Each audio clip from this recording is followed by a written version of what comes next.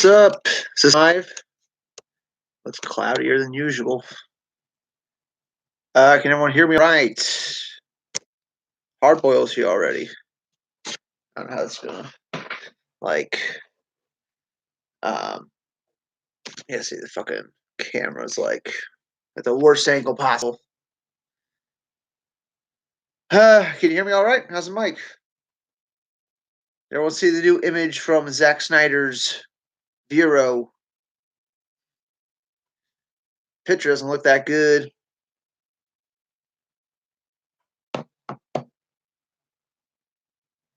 What's up, Shadow Vessel? What's up, Mohammed? Yeah, now the chats are coming in. Yes, I think we all saw that picture of Cyborg at the family plot. So probably both his parents are dead at that point. Everything's good. Perfect time to watch Man of Steel. Zack Snyder dropping more shit. Perfect time. Kind of gets me sad though. Like, does it get anybody else bummed out when they see these pictures from Zack Snyder? It's like, God damn, the movie was almost there.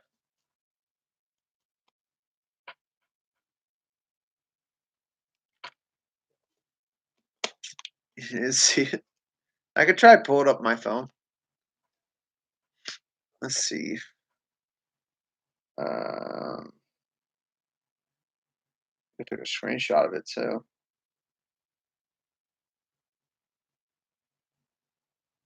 Everyone's seen this shot, right? It's almost hard. It's hard as hell to show on camera. But it's another cyborg shot that looks done. uh, what's up, Cryptic? It's glorious. Yeah, I think I just got the standard Steelbook for Man of Steel. So I don't know what the special Walmart one was. That the one with the comic book artwork on it? I wanted to get that one. Muhammad. Oh, my tweeter. It's at Lantern Alex. But yeah, getting ready to watch Man of Steel. What's up, Ryan? But yeah, how much you think of Cyborg they got done in Justice League? It seems like he's got a different scene like every other week. Like, I mean, they gotta have something done. You know what I'm saying? If Zack Snyder knew Cyborg was gonna be the center of the film, they probably worked on that shit early. You know? I would think most of Cyborg shit is done. Yeah, I watched the on-screen commentary for Man of Steel. I don't like that stuff. I want the actual commentary from Zack Snyder. That would be dope. That'd be awesome. Oh, dude, yeah, that Cyborg shot. It doesn't even look like the same cemetery. It's like a different cemetery entirely. So everything in that cemetery was reshot, probably. Yeah, but the question is, DT Films, how much did they finish a Cyborg? Because I imagine they finished a lot because they knew he was going to be the center of the movie, and Zack Snyder knew that, so of course he's going to try to get that done as quickly as possible. What's up, Stallone fan? I said we're going to start the movie in a couple minutes, for sure, because it's 2 hours and 23 minutes. I have the movie at 0 seconds right now, so get all your copies ready. Uh, Gustavo. I'm probably saying that wrong. Watch Spider-Man. It makes me want to see the Snyder cut so bad. I need it. Yeah, I haven't seen Spider-Man yet. I saw Midsummer just today, like a few hours ago. That movie's intense. That movie's fucked up. Um, oh yeah, Hard Boy. It looks very Tim Burton. Yeah, Muhammad. I hope we get it this year. I hope Dude, it just doesn't make any sense for them to wait to release it for years. Oh yeah, Midsummer was amazing, by the way. It was fantastic. Like, I liked it a lot. uh, you totally hate the protagonist by the end of the film, and I didn't expect that coming. It was a real big twist ending, really. Yeah, Jose. I mean, I already said what I thought about it. um, but yeah, if you haven't seen Midsummer, go see it. If you like disturbing films, it's not so much like horror, even though there is some horror elements and some tropes actually, but they pull it off really well. I liked it a lot.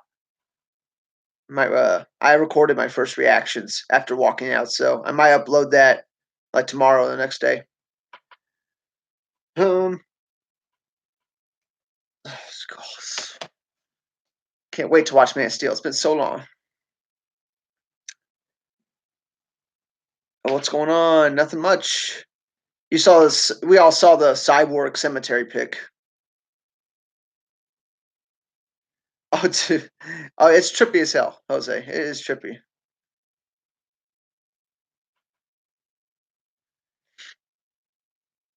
Oh yeah, Cryptic, that new Bautista comedy. I don't know about that. I don't know about that. I hope he does good in Zack Snyder's film, though. I bet he will.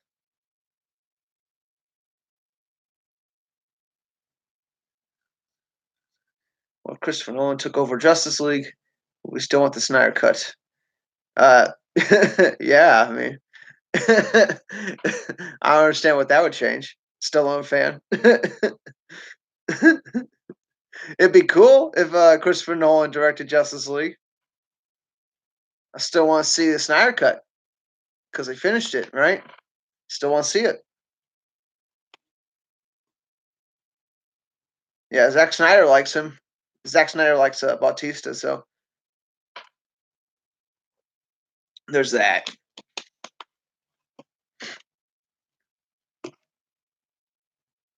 But yeah, we say we start the film because it's already 10 o'clock here, so not gonna get done till after midnight.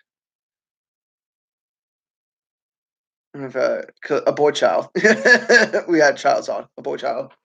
That's one of the best parts of this opening part.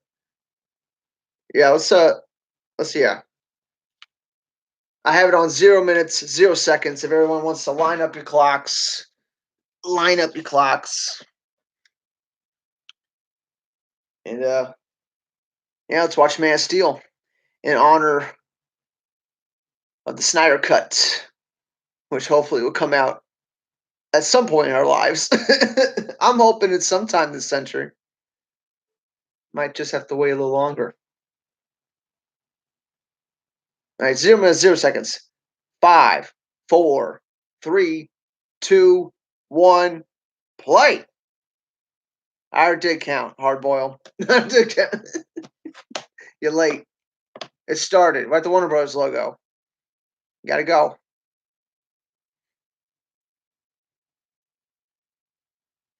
And yeah, great Hans Zimmer music. And they go through the logos, which is a nice touch. Uh, I don't know why they didn't do that in every film. They did that in like BVS. You got a little logo thing. Aquaman did it too. I think Wonder Woman did it. But this is the best one by far. The way it goes to the DC logo, it's just like Tim Burton's Batman. Just like that. How it went through the Bat logo at the beginning. And we all know there's a different cut of this film somewhere in the world.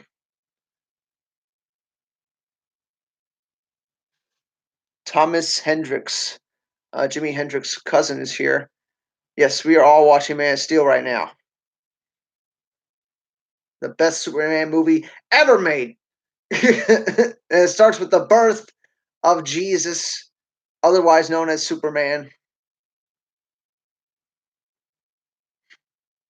There are some deleted scenes. I forget what they are. You can find descriptions of them. There's definitely one with Lois, like running away from the CIA or whoever, the FBI, whatever. And you see more of that scene. There's small stuff like that. So, it's not like it's not like this huge difference probably. Yeah, I think the 4-hour cut was BVS. Man of Steel's I think just this is what he wanted. It probably was like closer to 3 hours. Probably closer to 3 hours.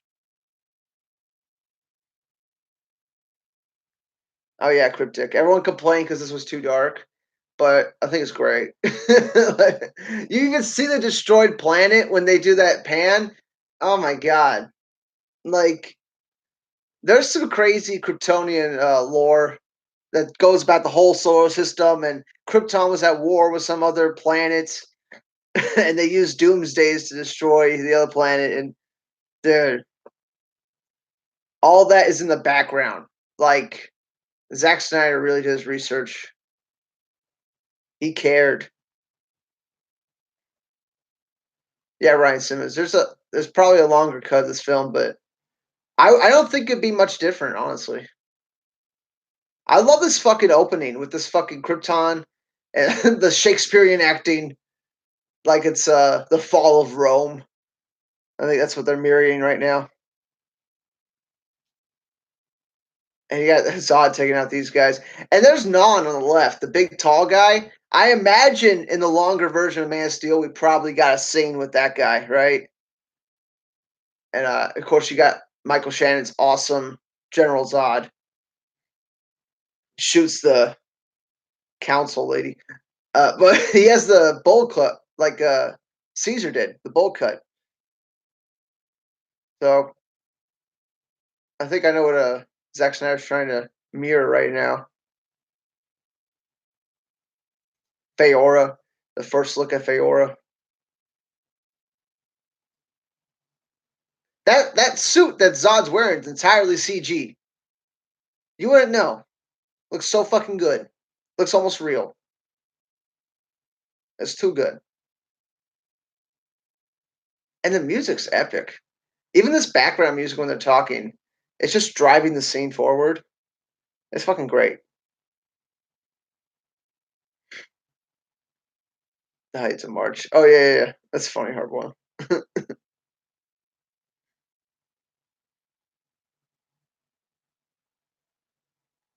That I would have loved if the Krypton show was just about that. Just Jor-El and Zod's relationship. That would have been great. I want to see that show.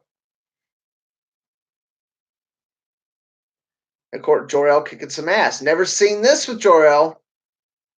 A lot of firsts in this movie. No doubt about it. Whipping ass. Give me Laura. It's like their little cell phones. But these robot names, they're actual character names from the comic books. Like on Krypton, the L's had robot servants or just servants in general, and they called by the same names. It's awesome. There's a lot of stuff mirroring the animated series too, the Superman animated series. Oh, no problem, Film Trigger. We're still on Krypton. Uh, his giant bug companion is just swooped down and about to get the big music moment. Dun, dun. Fucking epic, beyond belief. Like already more epic than any other superhero film. like there's more happening right here than any other fucking MCU film, right? Oh, I'm probably not gonna see Spider-Man, by the way. Let's watch this again.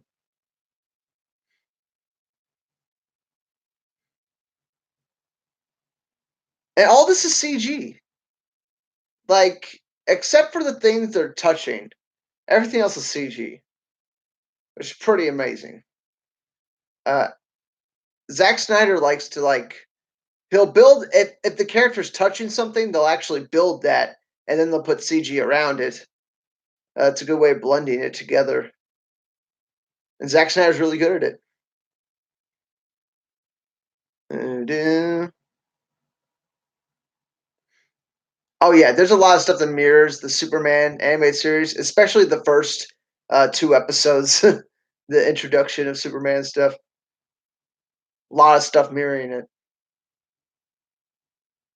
And I love this idea about the codex, and they're all genetically enhanced, and they're all genetically bred. There is no free will. Everyone's has their own role in life.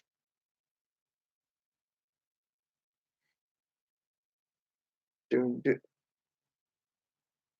this codex was going to come back in Justice League. They were going to have this codex come back in Justice League, and it was going to be the reason why Superman came back from the dead. Why did they cut that? My God, just awesome ambiance. The ambient noise when he's falling. That's great.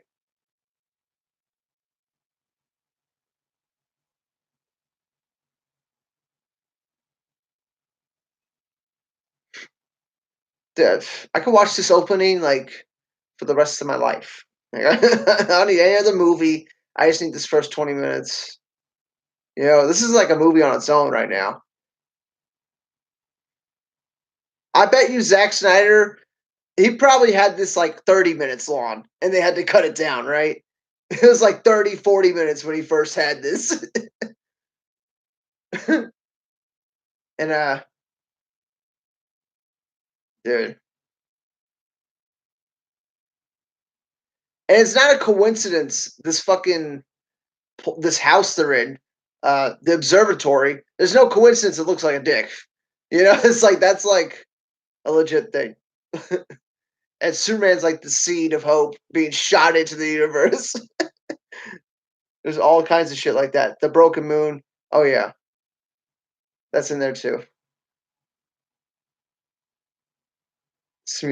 I like this the way they showed like their technology. It's like fucking what do you call it? Silver something. I like it.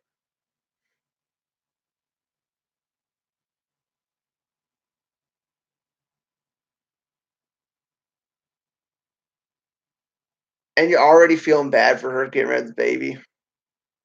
Yeah.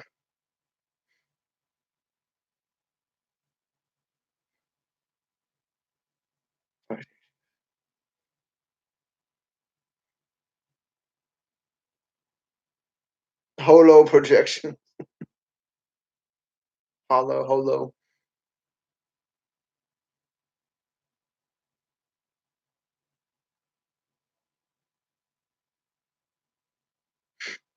Wow. You're not liking Spider-Man DT films. That's interesting. I'll have to go see it. Yeah, I'll probably download it, torrent it, and watch it that way. This is a great moment, man. She's saying bye to her son. She's crying, emoting. Man, like this shit had me on the brink of tears when I first saw it. I was like, holy shit. They're not holding back anything. Like this is like I don't know if a little kid could handle this movie. They probably wouldn't even know what's happening, really. And here's the justice. This was all going to lead into Justice League. That's what this whole scene is right now. Them putting the codex into him. Of course, Zod wants the codex out of him later in the movie, but it was all going to tie into Justice League. Just Zack Snyder was really thinking ahead. Oh my god! And the guy's little USB drive.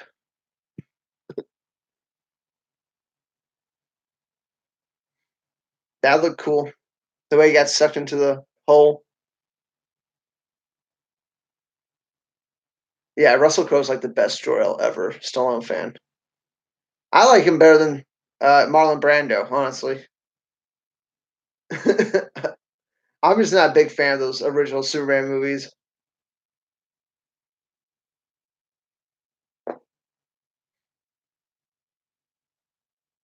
And they fucking and they got the Superman shield. Yes, the symbol. It means hope.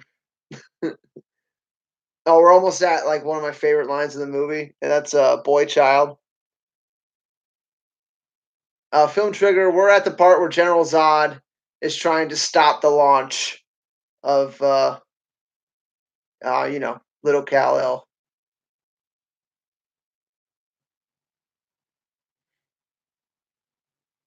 Oh yeah, Brando does. And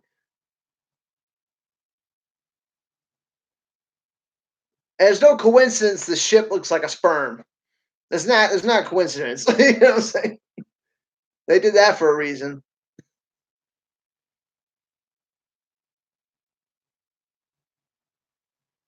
Shannon's so good. Like his eyes are just so intense. This moment where he goes, "Heresy!" Is great. Is that the only codex on the planet? It must be. Or it must be like an important one.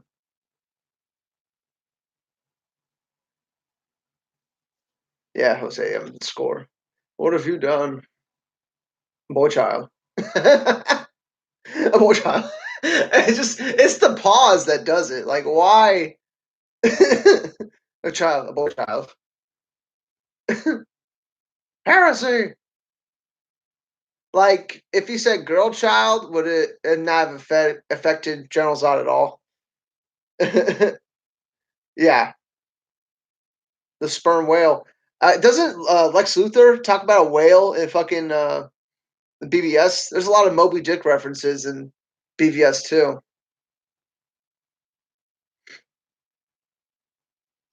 Yeah, and that's a cool fight. Little action to start the movie. I bet you this Krypton sequence was longer, probably another 20 minutes. But just what they give us is pretty damn good. Like, this could be its own movie right now.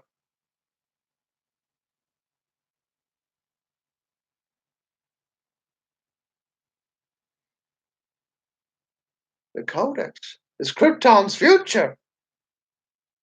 Abort the launch. Abort the pregnancy. There's a guy, I forget what his, I think it's called Real Analysis. Has anyone seen that guy's videos? He talks about this whole thing about birth and shit like that, and how Superman's birth is a lot like, actual giving birth and stuff. It's great. I don't know if anyone's seen that video from Real Analysis. And he stabs Jor-El. General Zod didn't want to do it. He didn't want to do it. I like his look on his face. He's like he's disgusted with what he did.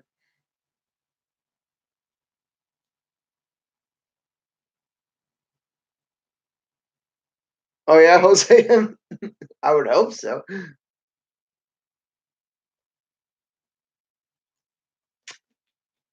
What have you said to him? That's like Jor-El's wearing a CGI armor, and her hand is on it. Like I don't know how they made it look that good. Like I don't think that armor is real. I think it's like CG enhanced. I know General Zod's armor is CG too. I know Feora's isn't though. I don't. It's weird like that.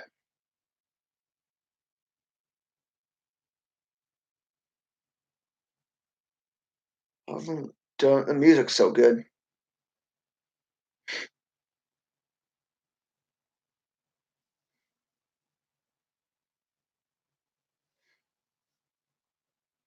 and they're about to catch General Zod. Just excellent, excellent opening. And you're with like you're kind of with the villain. You get to see what's driving him. I like that because you really don't get much background on General Zod in the old Superman films, but in this film, you can kind of understand where he's coming from, like right from the get go.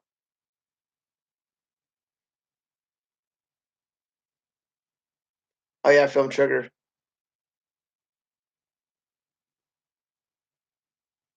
That part's about to come up actually after this court hearing. He spits on them. That's great. Pack of fools. Like these, what's with these guards? They're not pulling him back fast enough. They're like, all right, you can say something. Like, come on, guards, push him back. What are you doing? I will find them. Uh, this is great. The music swells. You see, like he has a real villainous look on his face. It's classic. This is like a classic comic book right now. Because you know, when I read comic books, I like to put on scores, like movie scores. So, like, this is exactly what I experience when I read comic books.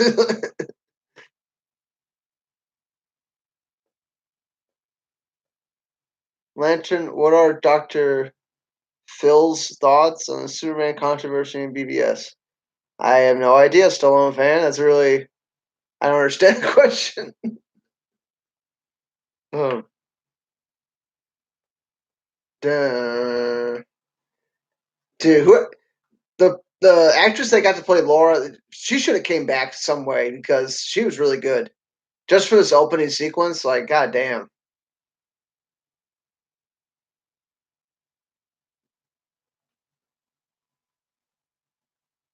And they're going into the Phantom Zone.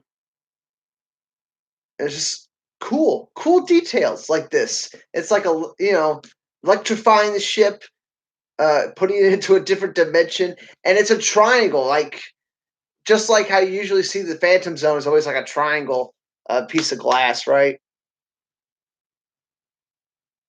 That's all CG right there too, with her hand on the thing. That's an entire green screen behind her. Uh, but it looks so good. And the beams. This is another detail. These beams shooting out of the ground. This is just like the animated series when Krypton's blown up in the animated series. Same exact thing with the beams going up. So like Zack Snyder definitely watched the animated series. Like holy fuck. Uh, oh yeah, Zack Snyder would kill it as a director of a Star Wars film. 100%. Goddamn. They should have got him to direct The Last Jedi. Definitely.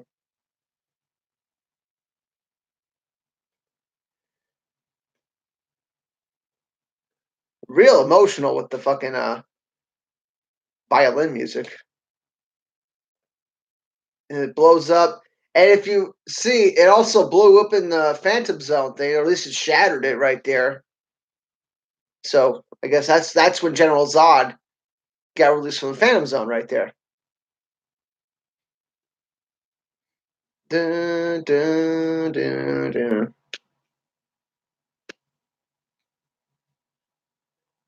Dude, that music, I kick it in. That's fucking could be a fucking concert, right? And this moon shot is another shot from the animated series. The exact same shot. And this was the moment where people either got with the film or they didn't get with the film when it jumps to modern day. Because we've seen this story 1,000 times. Just boom, get to his adulthood. We know. Well, that's awesome. If that's true Star Wars fan, that's fucking awesome.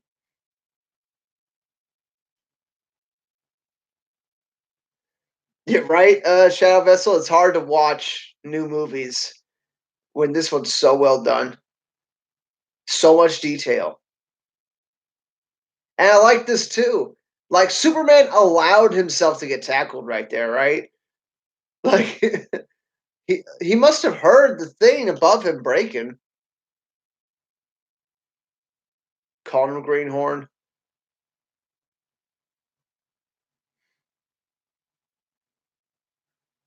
I bet this part was longer. I bet there was like a scene where we see Henry Cavill get the job on the boat, right, or something like that. But they decided to cut that out and just go right to the boat, which makes more sense. You know, I imagine Zack Snyder got the film he wanted to make for sure. Oh yeah,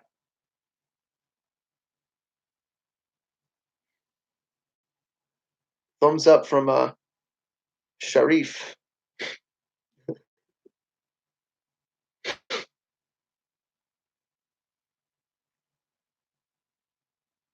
Oh yeah, yeah. Apparently, Gal Gadot was up for the role. I'm glad they got this actress to play Feyora though. She is just so good in this movie, and I hope they bring her back someday. Like in the next Superman solo film, like she's in the Phantom Zone, she's alive, so you could bring her back. Um, and she could be like pregnant with General Zod's kid. That'd be fucking awesome.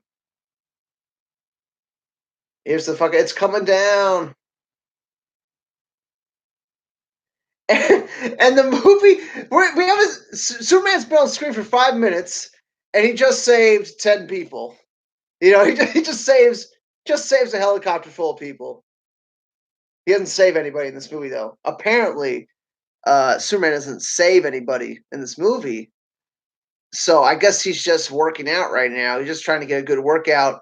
He isn't meaning to save these people, but he definitely is saving them.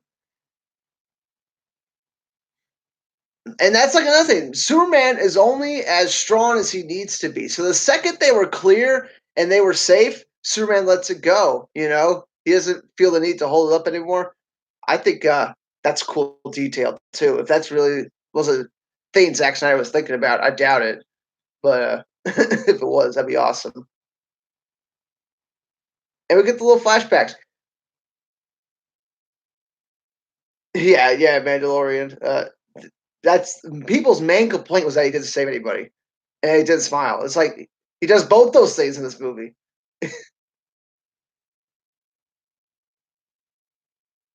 And you know, it's I feel like the movie's moving by really fast because we went through all Krypton, and we're already at his first flashback when he's getting his powers. He's hitting puberty, right?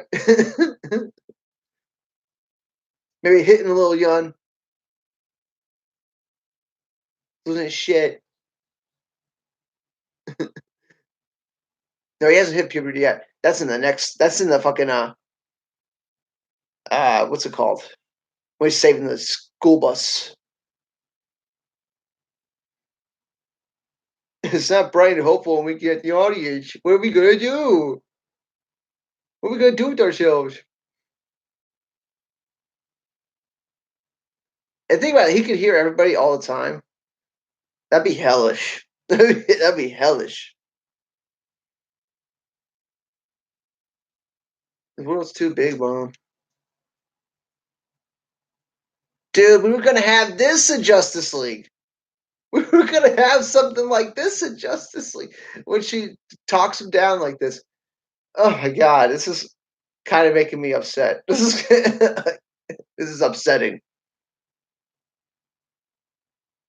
Oh, it's so good. The music's so good.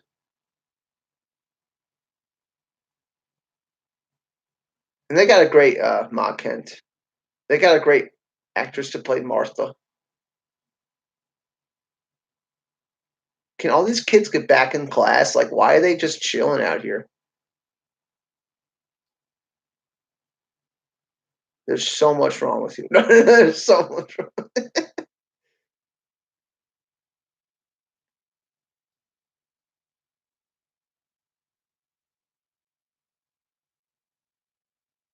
Yeah, that's a good point, Hardboil. But would Superman spunk kill her though? I think that's the real question. That's the real question. Shoot at her back like a shotgun.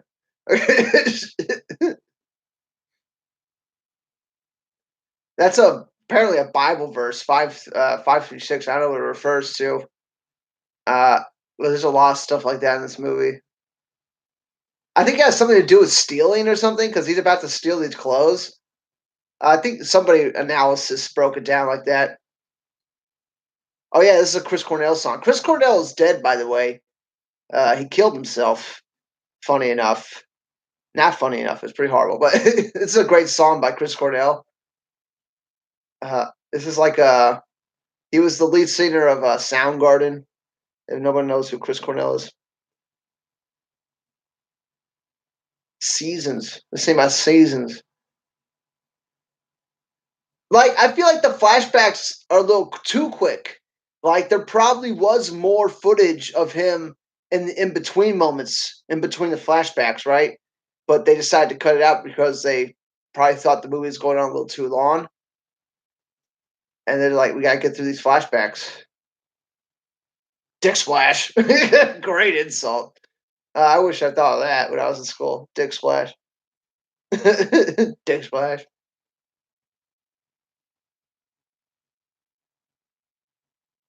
Oh yeah, Chris Cornell did the song for Casino Royale. That's a great song too.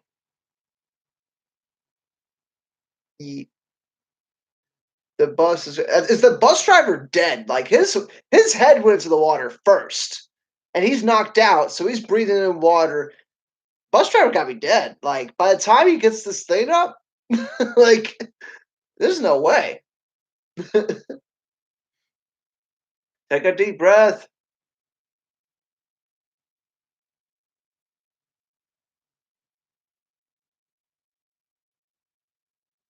Pretty awesome. He pushes it out. So goddamn good.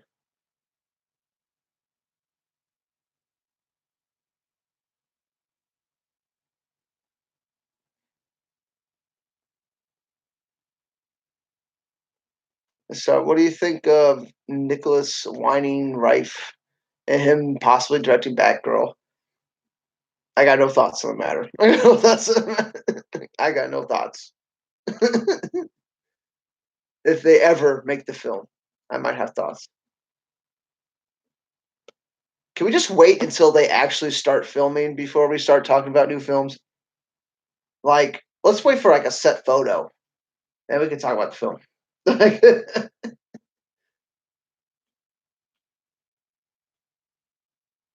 Who's in goddamn bus?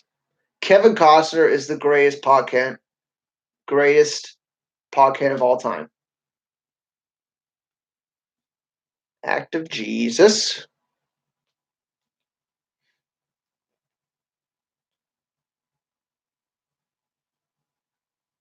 Yeah, Jose. That's the rumor. But cyborg, there's no way a cyborg film ever happening. It's never gonna happen. Yeah, DT films. You have to keep waiting on those. Yeah, Shav Vessel, everybody. Even the young Clark. Like this I don't know, is he like 14 in this scene? I think he's like 14 or something like that. 14 or 13, one or the other.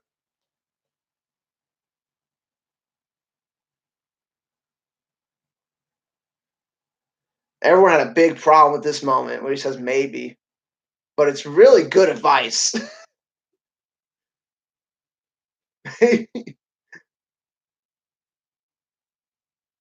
Yeah, like Pod Kent is being an actual father right now. You know, he's trying to protect his son because when they find out, you know, what he can do, they're gonna take him and experiment on him, and he fucking knows that.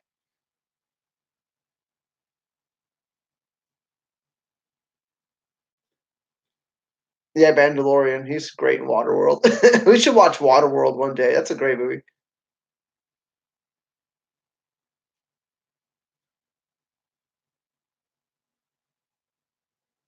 Yeah, WB. If DC didn't sell their fucking films to WB in the first place, DC could be making their own films right now. But they sold all their movie licenses, all their movie rights to Warner Brothers. And this is just like the animated series again. And most Superman comic books where Pocket is storing the ship underneath the fucking barn. Uh, I think most versions of Superman do this. But fucking greatness. It sums it up so quick. And we're already like almost halfway through the film. Well, half hour. We got like a while to go. We got like 2 hours to go. But like 30 minutes in, we've gone through so much already. There's so much story being told right now.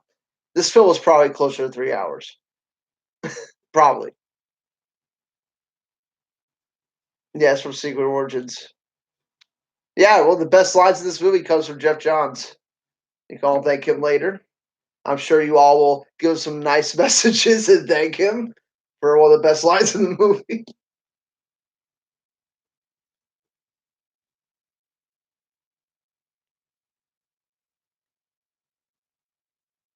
You were sent here for a reason.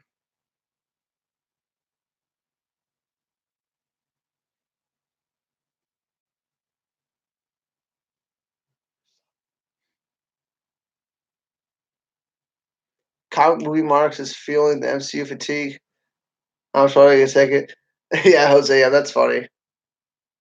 I didn't watch their Far From Home review yet, because yeah, I want to see the film first, and then I'm gonna watch the review.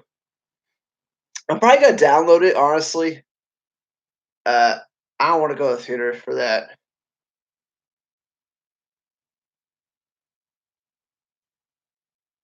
Like Jonathan Kent's like a UFO hunter guy. One of those guys. He has like the newspapers all over his walls and stuff.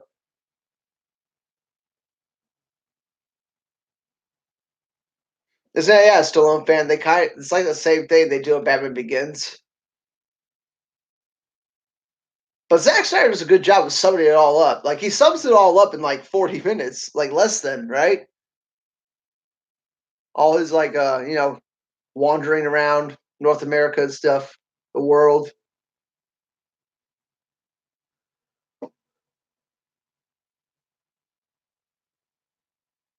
Oh, now it's harassment. He touched on the ass. It's harassment now.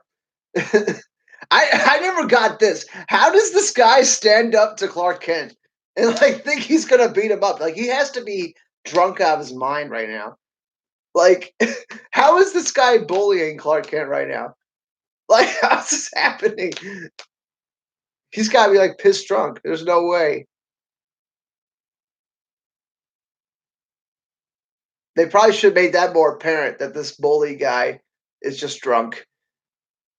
Uh, dude, a, you don't even need superpowers. That a guy Clark Kent's size would pummel this guy. When we close, Steve-Rack. Steve-Rack. I hope Zack Snyder brings that guy back in another film and does the same thing. Steve-Rack. That'd be great. Everyone had a big problem with this moment where he puts the trees through the tree trunks through the truck. They destroyed his livelihood. I think the truck's insured, so like I think he destroyed anything. The guy's got to get a new truck. It's not the end of the world.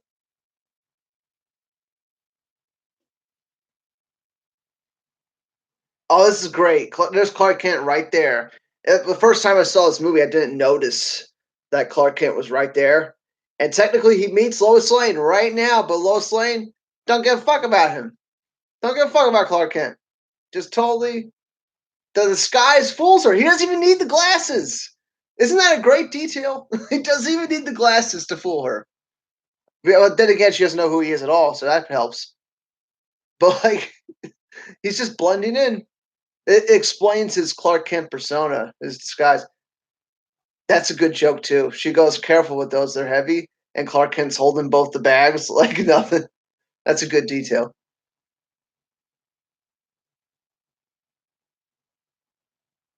It's a good actor too.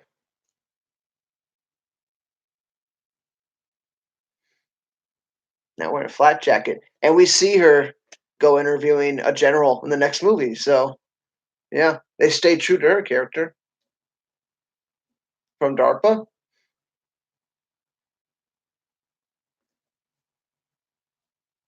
He doesn't shake her hand.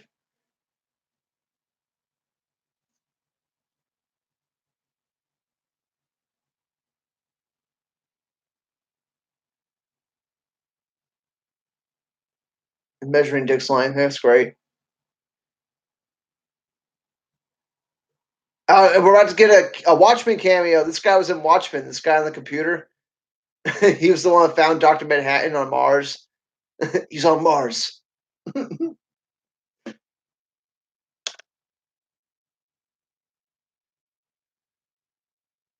20,000. This is supposed to be all Supergirl build up. Explain where Supergirl is coming from. So I guess they always had the idea to do a Supergirl movie. Oh yeah, he's also in Battlestar Galactica. That guy, yeah. Oh yeah, yeah. The other guy too. The guy with the guy that helped Lois Lane from the helicopter. He was also in Battlestar Galactica. General Schwanwick would have made a great Martian Manhunter. That's for sure. There's a bucket in the corner.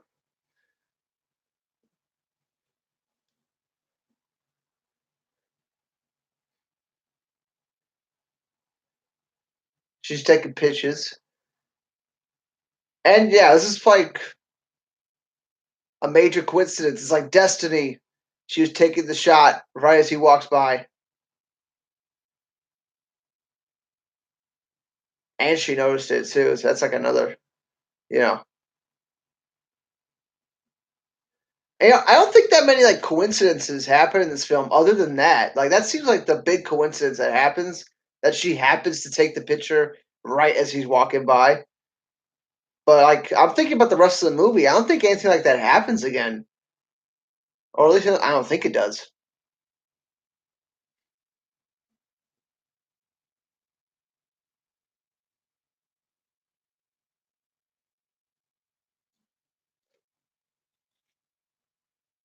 Yeah, that heat vision.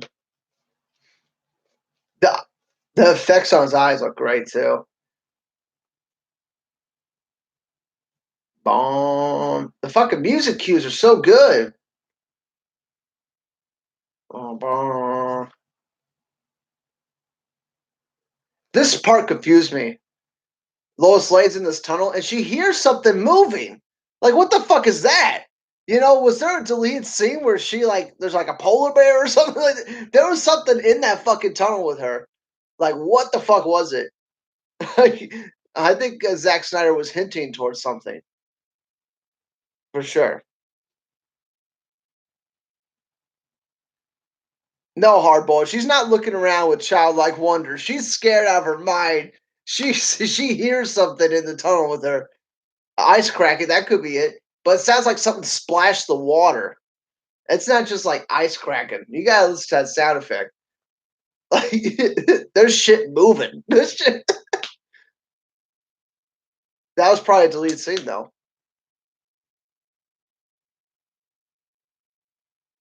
Talking later. Was was still open.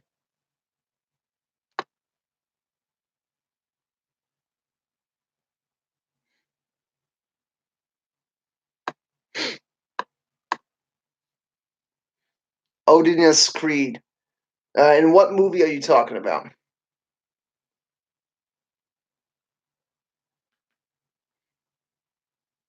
You're like, you just keep waiting for the next shot.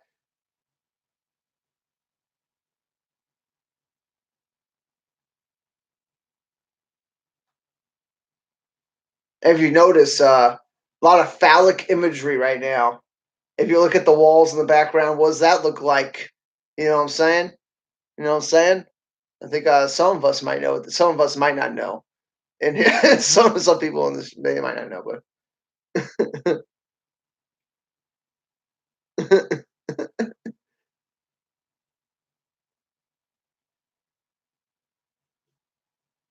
and this is like more Supergirl stuff.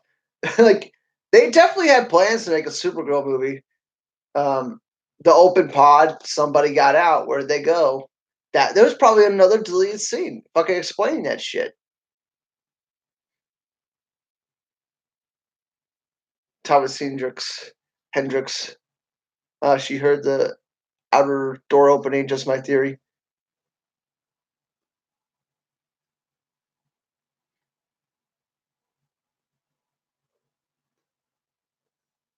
Hardboiled. I think you like Lois Lane a little bit too much. I think yeah. I think you like a little bit too much. It's all right. Burn her. Burn her. Got cauterized this bleed. Is she bleeding internally though? Like, how deep's that cut? Yeah, Moonchild. They were all going to be connected. It's going to be incredible.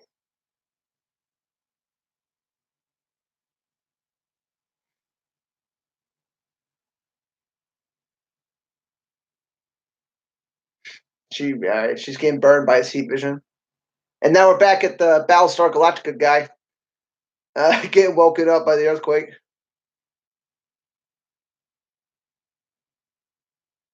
I like that this guy is just in Zack Snyder films.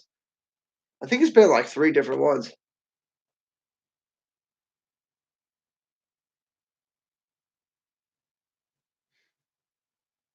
and the scout ship taking off.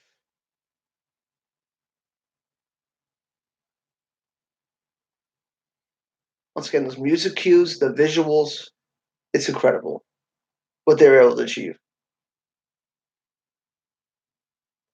And you notice, like, the shaky cam stuff goes away for, like, these big moments. Oh, yeah, this is like alien horror stuff, Film Trigger. Like, there's definitely a hint of that.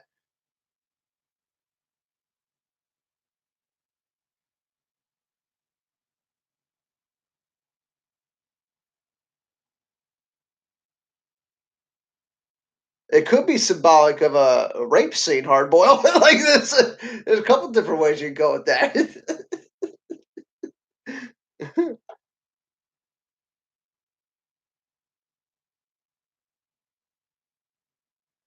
I don't remember Stallone fan. I don't remember that far back usually. Oh, she nods. She gives consent. Yeah, yeah. That's right. That's right. The civilian contractors.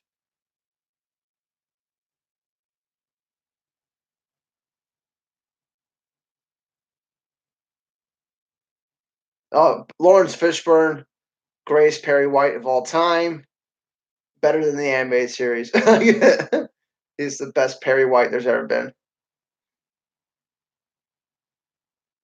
Aliens.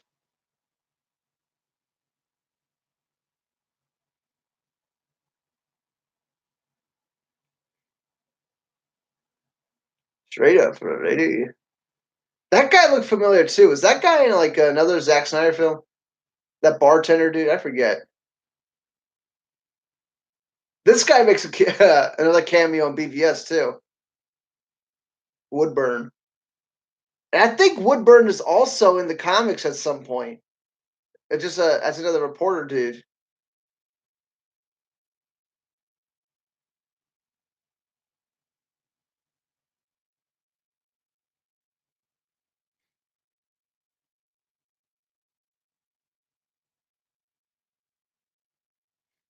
Oh yeah, Film Trigger. The uproar. He's black.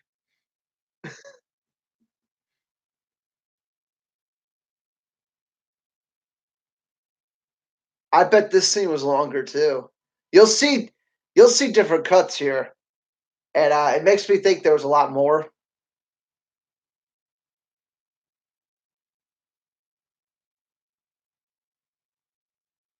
Who are you?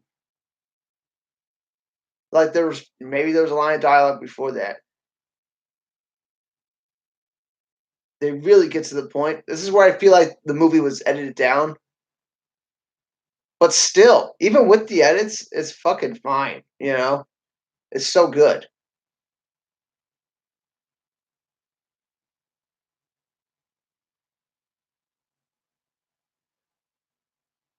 His consciousness. How the fuck do you get conscious on a fucking thumb drive? How do you get someone's consciousness? On it? Very tough to do.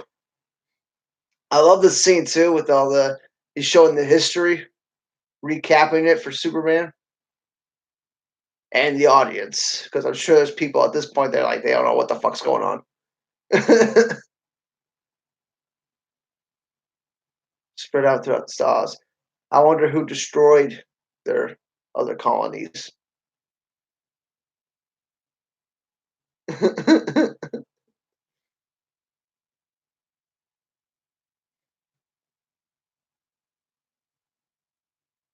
I don't mind McQuarrie directing Green Lantern.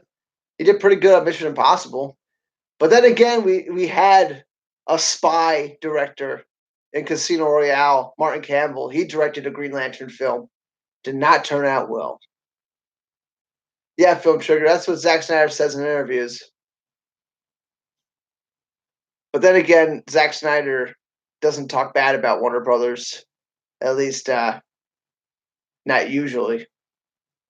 He's a team player. I like that. I like that shadow vessel. That Brainiac destroyed the other Kryptonians, and that's why they fell back to Krypton. I like that theory. His Stallone fan, great. That's a great joke. I don't think he's directed a movie since Green Lantern. I think that's how bad Green Lantern fucked up his career. All Kryptonians were conceived. Yeah, did you see that cut right before they went to here? I bet there was another part where they're like, he's showing him another part of the ship or something.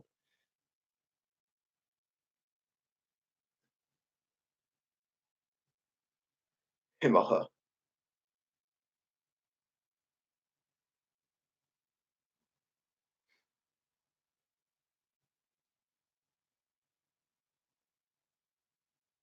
And you get that music cue, his mom music cue. And you got this cut. Like, I bet there was more. Like, and they cut to this when they're walking down the hall.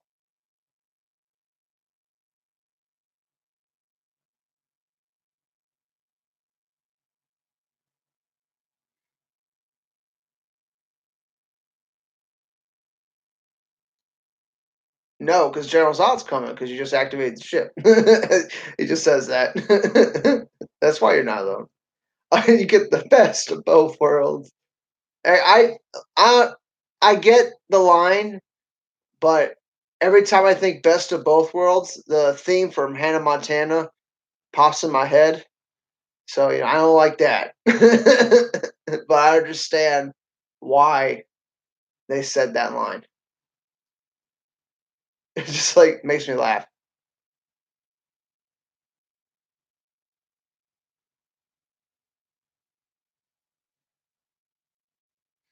Somehow so means hope.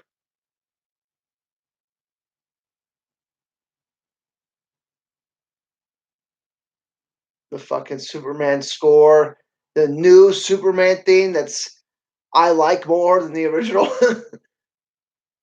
Like I've listened to this Superman theme and this flight music for so long. If you look at that entrance, if you like pause it on there, you can see like it's like Krypton on the left and like Earth on the right, like two orbs. One's destroyed. Great little detail. Oh, dude. Yeah, slow fan.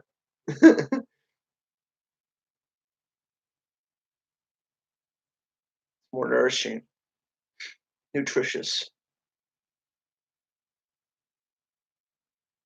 Keep testing your limits. Look at that chest hair. God damn. God damn, dude. Here, he get the leaps. He can leap a building in a single bound. He just jumped over a mountain, pretty much. Like they did not hold back his powers at all. Oh yeah, Chavez. Me too. I get the whole thing. He's smiling.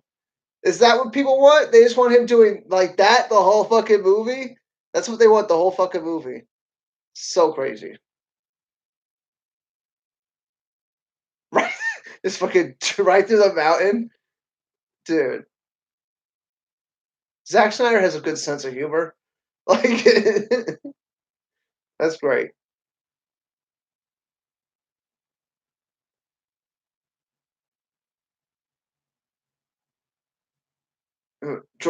Jor-El's voice, man. Russell Crowe kills it. They will fall. Dude, that suit can barely contain that chest hair. Like, Jesus Christ. Jesus. I wish we got a scene where we got to see Superman shave. That would have been cool. Never I don't think we've seen that in the movies. Him shaving. All the dirt rising. That is now in like every fucking film. It was in The Last Jedi. I totally ripped it off from Man of Steel.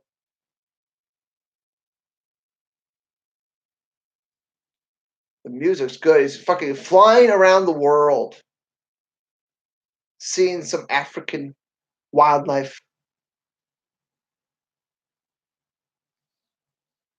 Superman having fun, flying for the first time ever. You got the White Cliffs of Dover, so he's in England. He was just in Africa when I was in England, and now he's in the Grand Canyon, showing that Superman is not just a protector of America, but the whole world. I think it's a great little touch. And he's smiling again. What the fuck do people want? You know, like what do they want?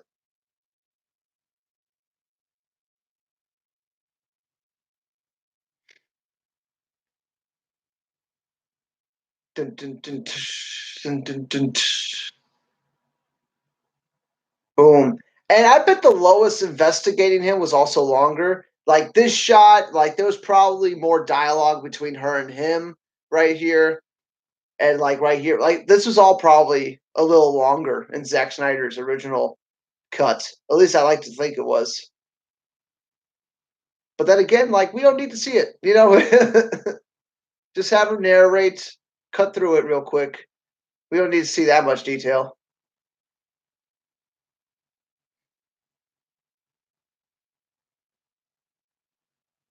But you know there's an extended cut somewhere. Steen, we are at the 53-minute mark. She just found the Kent house.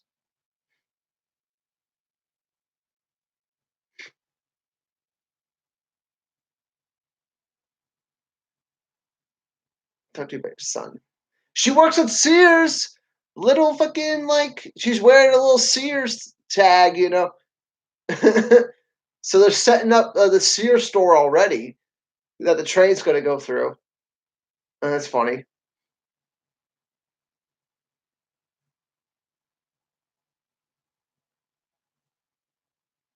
The hat is a little silly. Like, why would he wear a hat? Because he could like jump and fly away at any second. So it's like, how's anyone going to see his face? And the Cavill's head is like too big for the hat. I don't know. Like,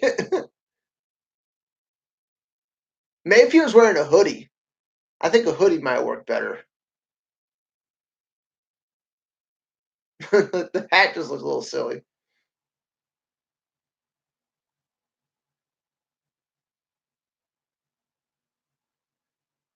Experiment on you, pull you apart. He just likes that hat. And if you notice Cavill's voice in the scene, it sounds a little higher because he's like supposed to be like 18 or 19 or something like that. Like Cavill does a good job. He's a good fucking actor here.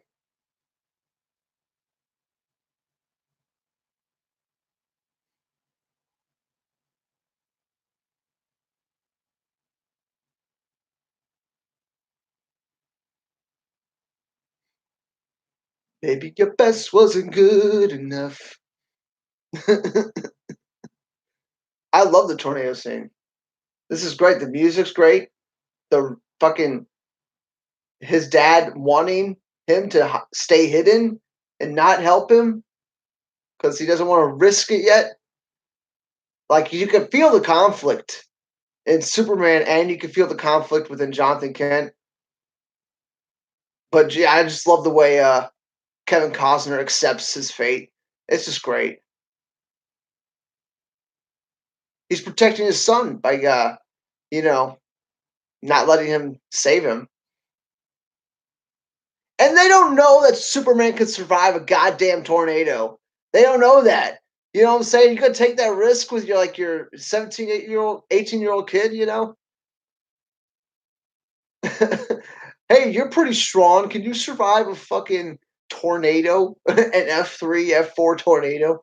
Like it almost looks like an F5. It's gigantic.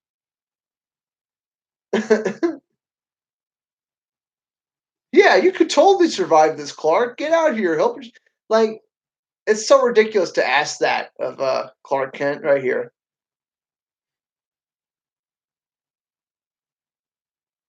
Oh yeah. And funny enough, Shadow Vessel, uh, Tom Swain in BVS also died protecting his son. So you know, fathers die protecting the children, right?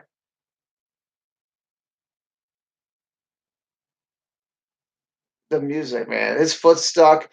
I just like that he starts to hobble. There's like a moment where he thinks he might be able to run out of there, but he can't put any weight on his foot. And it's just like he just gives up right there, leans back on the car. So fucking and the hand up. Oh my god. Like this is the best podcast ever. Way more connection to him.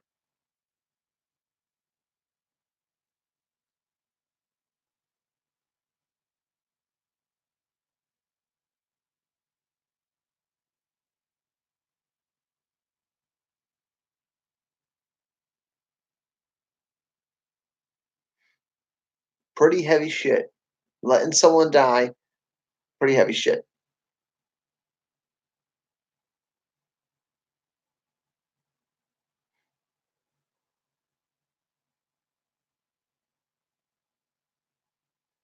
Do do.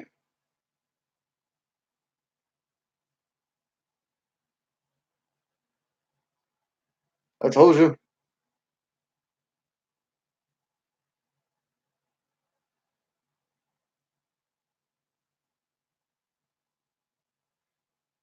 Just like that.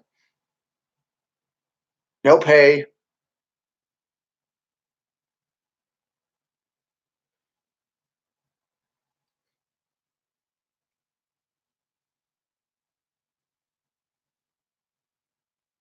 What a great cast in this movie.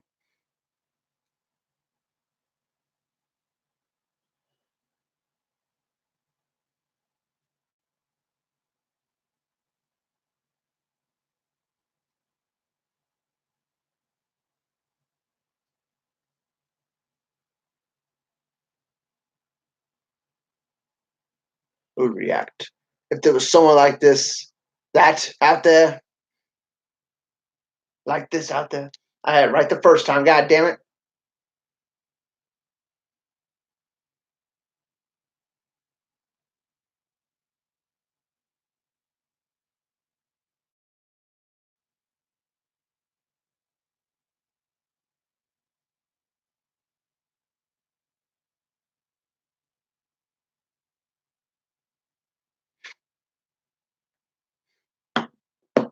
The LexCorp was on the side of that tanker, and it's funny if you go behind the scenes and you watch it. It's actually a Coca-Cola truck. So they replaced the Coca-Cola logo with LexCorp, which is pretty awesome.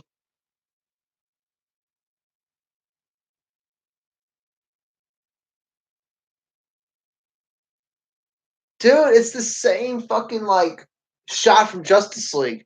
The cornfield. Only in Justice League, the crops are just coming in, so you got that detail. In this movie, they're already the crops are already fully grown. It's great. It's fucking great.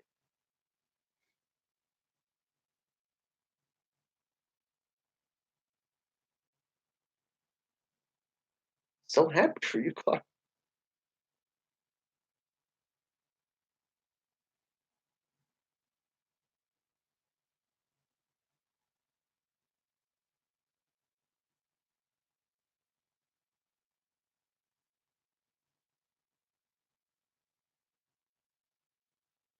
He was adapted to the air. That's why it was hard for him to breathe. What a great detail. There's also a deleted scene where Clark Kent has to go to the dentist, and they try to tighten his braces, and they snap off because he's just so his teeth are that strong. So it makes sense why he would have crooked teeth. It fucking makes sense. They really thought a lot, about this.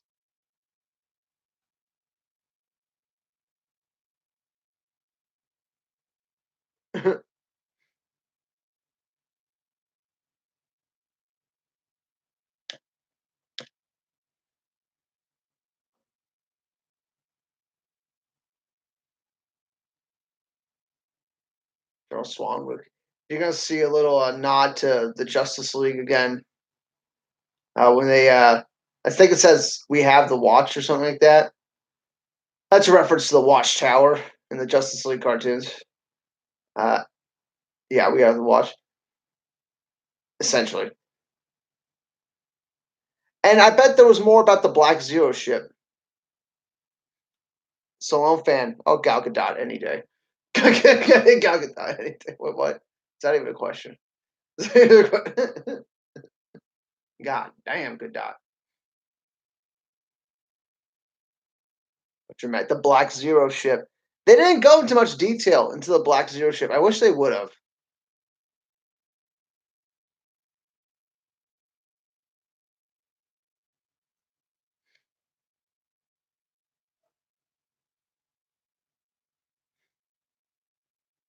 Oh yeah, and the assistant to Swanwick is Carol Ferris, but I think in the credits they call her something different. Her last name is Ferris, but her first name's like Carrie or something like that. It's something different.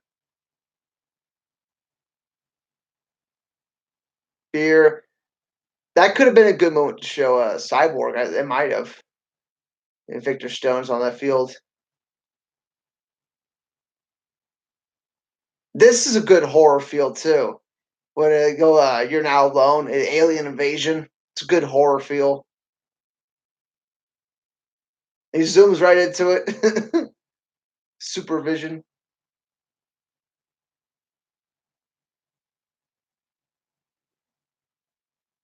The only power you really don't get is the freeze breath. That's like one of the only powers you don't really see from Superman. This is great. The way this sonically, this sounds great. The way the screen door opens and the sound of the TV, like that's awesome. That's some awesome fucking sound mixing.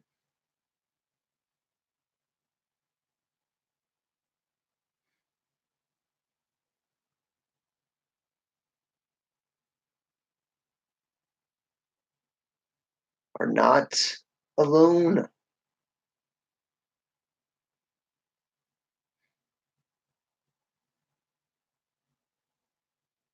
Stop. I wonder, like, how many languages Michael Shannon did this in. Because, like, I think it's only like we only see like maybe like five, but maybe he did it like in 20 different languages, and they just picked the best ones.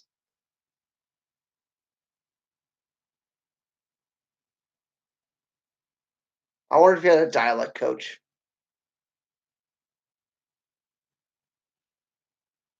Dude, the Green Lantern animated series is the perfect interpretation of Green Lantern from the comics. You know what I'm saying? It's the only other Green Lantern thing that comes close to the comics is the animated series.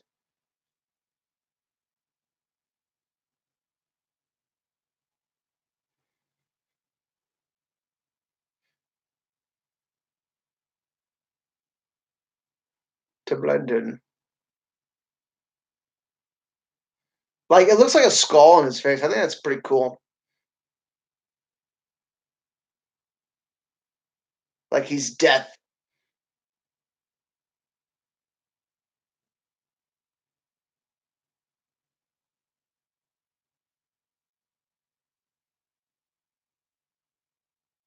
I don't know how they did that shot. I don't know how they did some of this General Zod footage. That's what I love about Zack Snyder. I don't know how they do a lot of the stuff they do.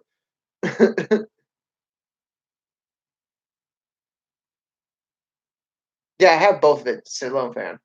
Yeah, man, it's a good one.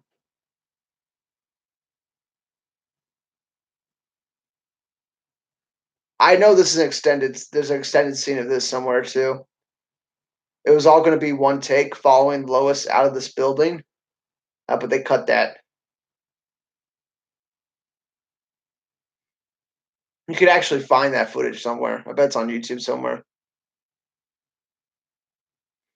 Yeah, Green Lantern Emerald Knights had Nathan Fillion,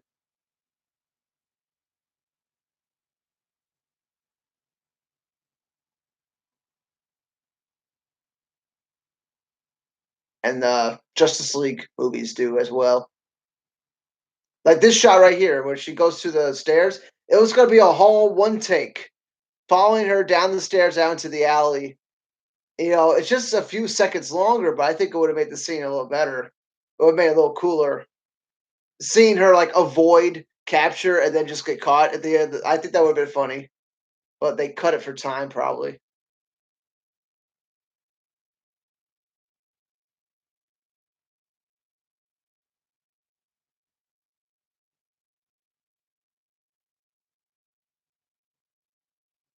Despite the ominous tone of their message. Oh yeah, it's definitely a threat, guys. These fucking General Zod is definitely a threat. They can't tell from the video. Oh yeah, this is how I started my Justice League fan edit. He's reading Play-Doh. Superman is super smart, and he's reading Play-Doh.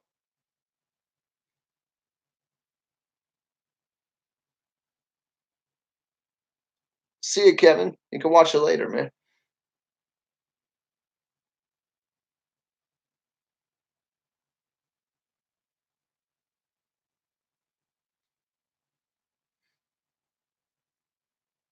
And the only person to help Clark is the guy who used to bully him, because Clark saved his ass. Saved his fat ass.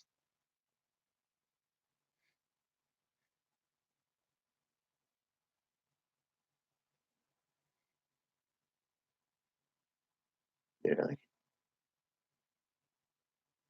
Sullivan, that's a good little teaser to Chloe Sullivan from Smallville. She's in a little hot water lately, but a little bit of a sex cult. She turned out to be in a sex cult. But yeah, nonetheless, a Smallville reference in the background. That's pretty cool. I've seen all the seasons of Smallville too. I love that show. It's gonna change the world. And you get the little bit of Superman thing.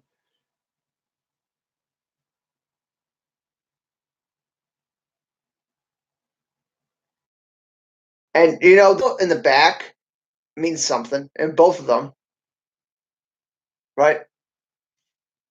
Like it's gonna show the one behind Clark in a second here.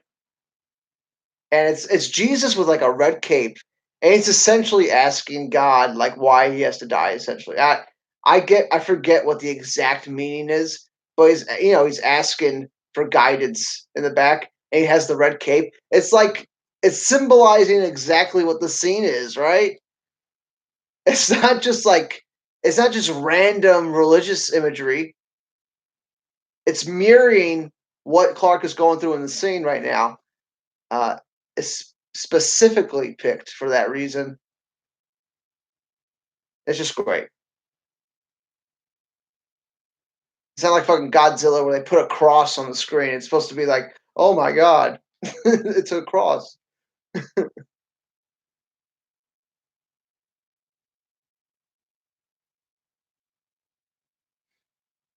The trust part comes later.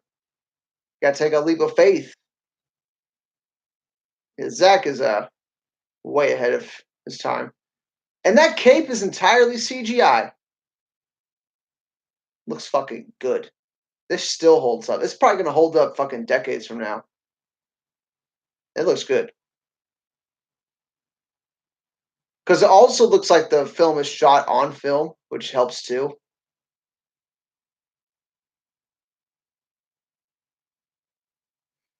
I like that fucking like the light is blinding. Like they're looking up at him and the sunlight is blinding.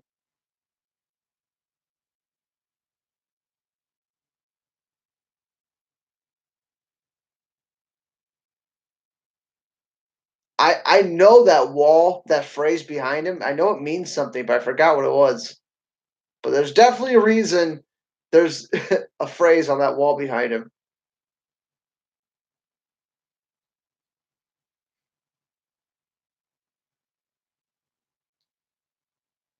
And this is your trailer moment, of course.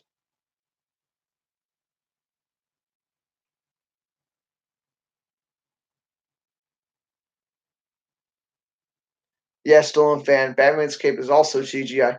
Hey, but there is a real cape right there because he's just sitting down. So they put a real cape on him. Um, I think they did. Any shot where he's like standing still or not moving that much, they put a real cape on him. And if he's doing a lot of movement, they put a CG one on him.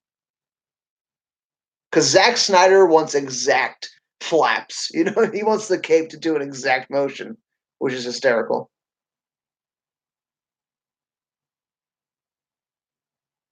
Alien pathogen. That's probably a reference to some other thing. Pathogen, parasite. I don't know. It's like he's almost carrying an alien parasite. Like I think some would be funny there. Oh, he breaks it easy. There's nothing. It didn't feel the handcuffs.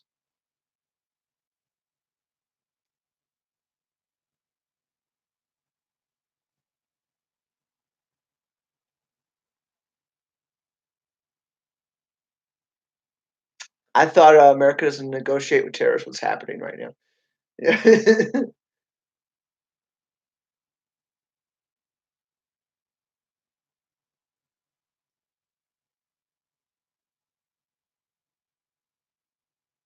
Didn't make much difference in the end. Zack Snyder has a good sense of humor. It's kind of dry, but like,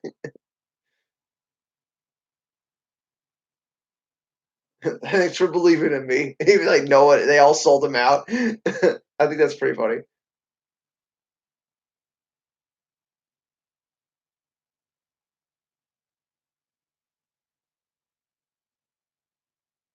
This is a great shot coming up. I don't know if it's like some kind of crane shot. Probably is.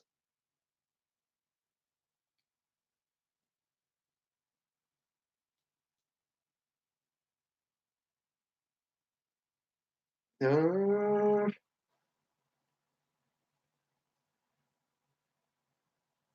yeah, man, this is a great shot right here. And now we get the Kryptonians. And Feora, really, this is Feora's real entrance into the movie. I mean, we saw her on Krypton, but now we actually get to like see her in her boss form. You know what I'm saying?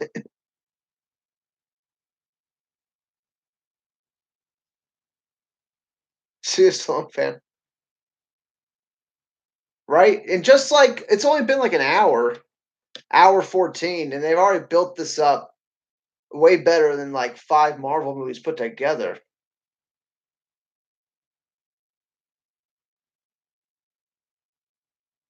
And she looks up and down, you know, checking them out.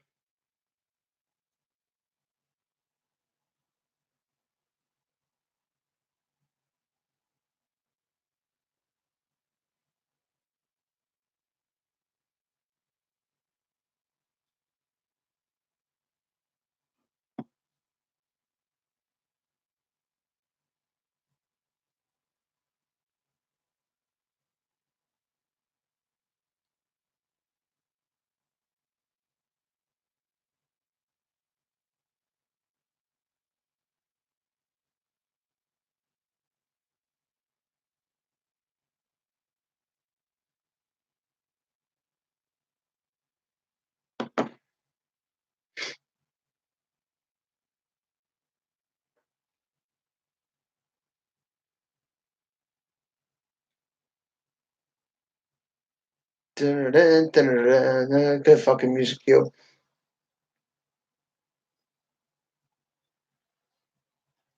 It's like government's not very interested in protecting its citizens. Just let Lois go with her. I love Christopher Maloney, by the way. I think he's fucking a great actor. I want to watch that show Happy on Sci-Fi because I really enjoyed him that much, and he kills in this movie. Right? Yeah, yeah. No one complained about the S on the back of his cape. I'd be cool if they did a black S on the back of his cape, just like the New 52.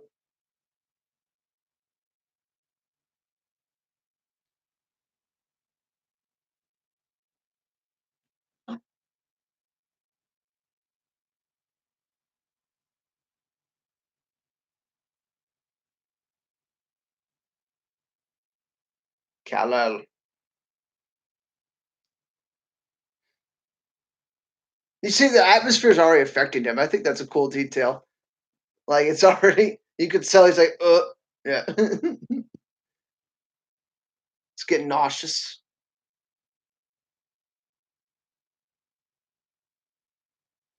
Yeah, he wants to read her mind, Film Trigger, like he's about to do with Superman. And Superman, if he can't do anything about it, like Lois is like, there's no chance.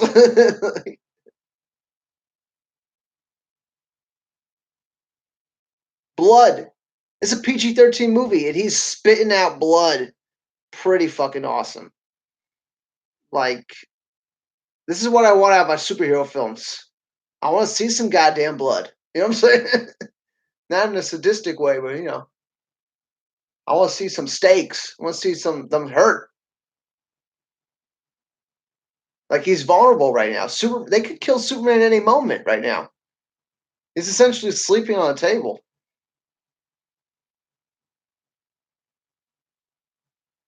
Wearing a Royal shirt because he lived in Kansas. Kansas City Royals. Good detail.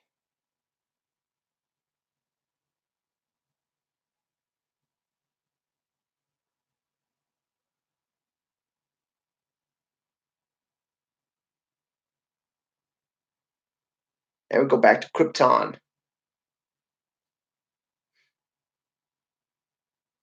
I bet this scene was longer too when he's talking about, what happened to them. I bet this went on a little bit longer. I think General Zod did it with Feora. I think they had a baby. I think they thought that that was going to be the only way to repopulate Krypton was they were going to have to do heresy, right? I wonder because they think the whole planet's destroyed, the Codex is gone.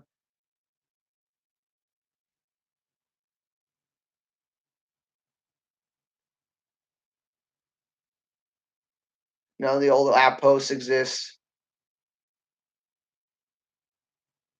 General Zod and Feora are probably getting busy. You know what I'm saying?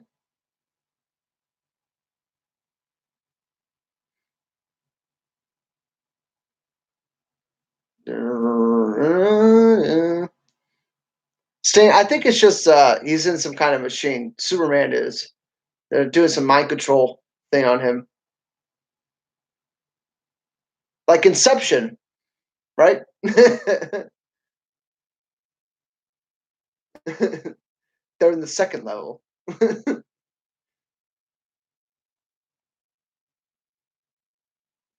Here comes the world engine. Boom.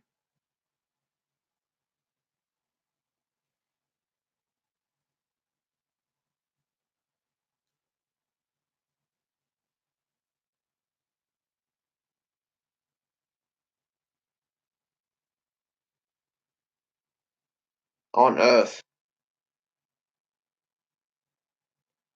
Boom. Dude, this black Superman suit. This was another tease to Justice League. Another goddamn tease for Justice League. I cannot believe it. It really, and with the skulls, it's kind of foreshadowing that Superman's gonna die. In the next film, he's gonna get buried in the ground. It's just look at that black suit in all its glory, glorious, dude. We'll never get something like this again. This will never happen again. It's so epic. Look at all these skulls. My God, the moon's cracked in half. We'll never see anything like that again. Oh no, Miguel, that thing is gone.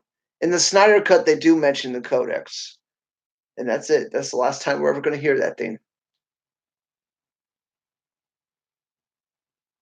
I love the gray hair and his goatee too. Durr.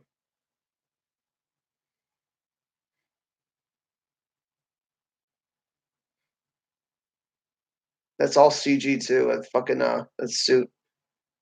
Can't even tell. Dude, Michael Shannon's really intense. I love it.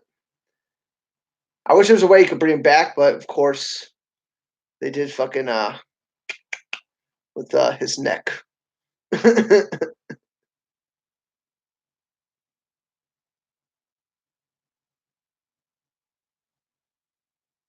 Word of the day is Trident. They were already thinking about Aquaman. Like, dude, it's like the biggest blunder in history. You should have had Zack Snyder on every goddamn film, overseeing everything. He clearly had a good direction for this entire universe.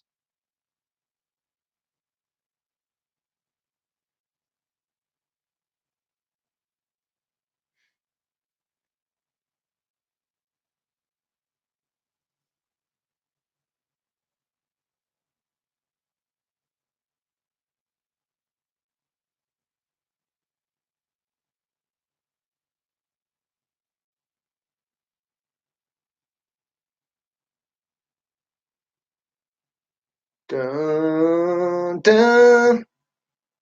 The fucking music, man. And this is like one of the tracks that's not on the soundtrack. Has anyone noticed that when they're listening to the soundtrack? When she's like being led by Jor-El out of the ship, where's that track? It's not on the fucking soundtrack. At least not on the deluxe edition I bought with the extra tracks. Like, where's that track?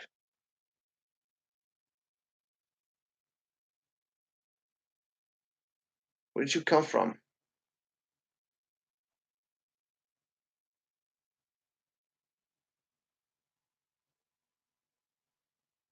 The boy child. I'm the boy child's father.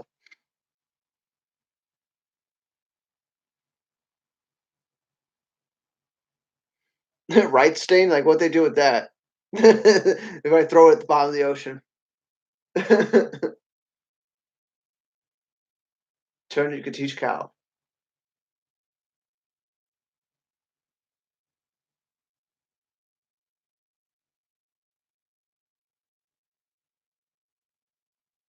We're about to get to the Smallville fight. Yeah, this soundtrack right here, when they're Jor-El's helping her to the pod.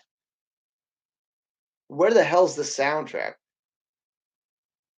What's the name of it, Shadow Vessel? Does anyone know? Excalibur's a great film. Have you seen a Star Wars fan? It's a great film. Fucking you ever watch King Arthur: Legend of the Sword? That's also about Excalibur. It's a different version of Excalibur, but same thing, really. Same story, right? Second favorite film of all time. Pretty cool. Duh. I think whether people hate the movie or not, I think everyone's in agreement that this is a pretty awesome scene. The way Russell Crowe's just like opening doors, closing them. Yeah. I think people fucking love that.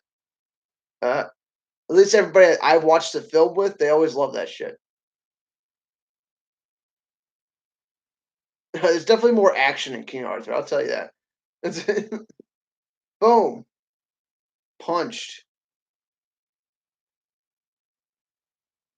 Uh, Jesus. The music. And she start fucking wigging out, man. Technically, if you think about it, Lois Lane's the first person Superman saves when he's in his Superman suit, right? It's the first person he saves. Is Lois Lane, and she's falling. Like that's goddamn. It's so good. Bridge between two peoples. The music and the Christ pose that's about to happen.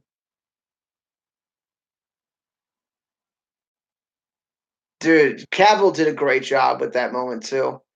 Where just Lois, he like whispers it. You can save all of them. That's a Justice League reference, I think. You could save all of them from Dark Side. No, from General Zod too. Dun, fucking, you can't get better than that.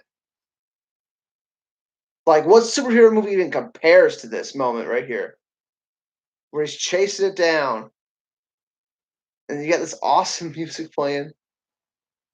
He's like reaching through the fire.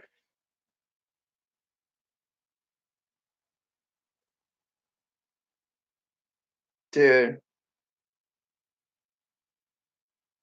you get that one punch. Yeah, I think technically Lois is the first person he saves in the suit.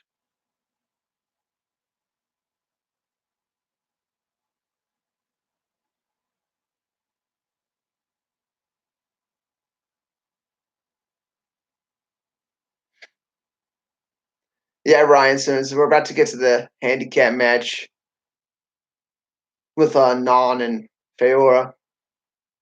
At least I think it's like Non. Might be some other Kryptonian character. Which makes me think the big dude had more of a role in this movie. Or at least he had more lines. This is a good moment too. Don't worry, Lois. They did it to me too. He like smiles about it. Like, yeah, it's not a good thing.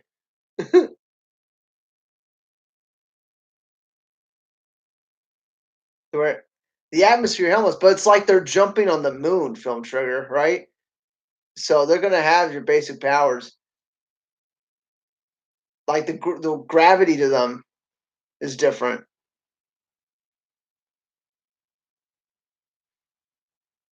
because when they're terraforming the planet later, they're making the Earth more dense so that objects have more weight to it. That's why everything's getting flattened. So I think it has more to do with like gravity differences because they don't use heat vision. Zod's the first one to use heat vision, really, out of these Kryptonians right here.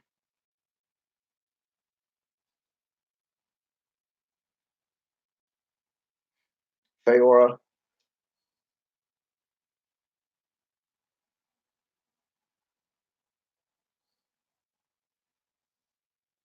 He is mad. He throws a truck. Is that mad? It's a codex. Fucking Superman. Boom! You can't even. Dude. Blowing up silos. Oh my god. You think you can threaten my mother?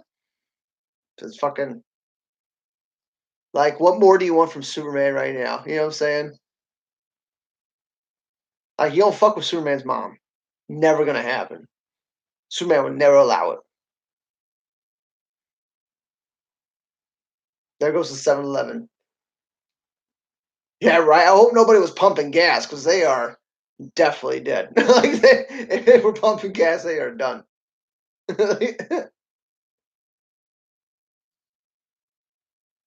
Here, so getting exposed to it,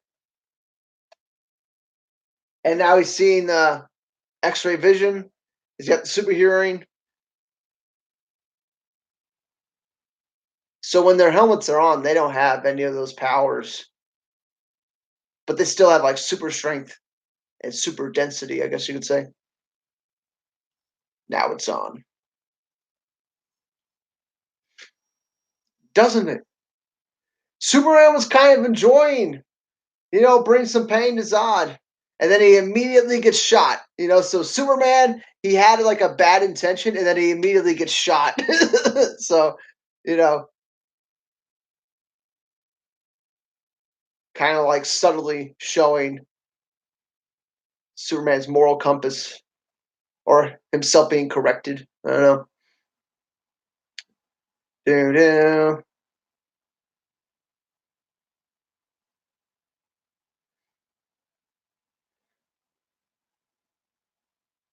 Dude, this is like an old Western like showdown right now. They're about to draw.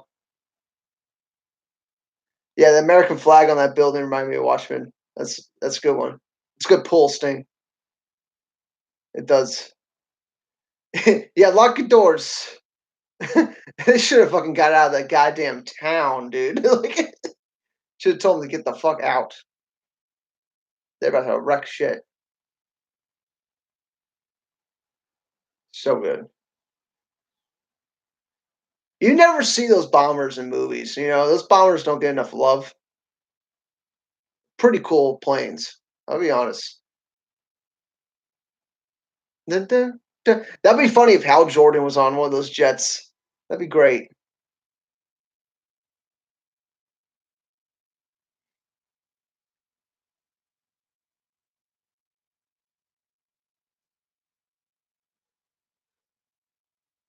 Non just takes it.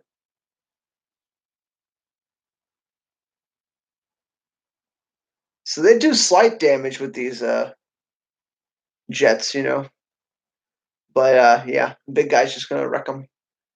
And you'll see, like, he rips the guy's like fucking torso off. So pretty graphic. Look at this. Look at this. Look at the blood splatter. Boom! Like, fuck. Like, he fucking just rips them apart. And it's done in the distance, so it's not close up. So that's why they didn't get an R rated. Uh, R rating. Superman saves that guy. And now we're in the IHOP. Pete Ross recognizes Superman. Of course. Superman recognizes him. It's a cool detail.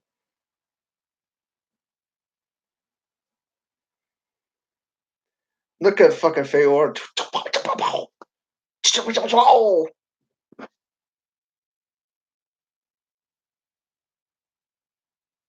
Advantage. He flies at her. She just grabs him out of the air. Like, Superman's gonna have to fucking. This is his biggest challenge ever, and it's his first challenge.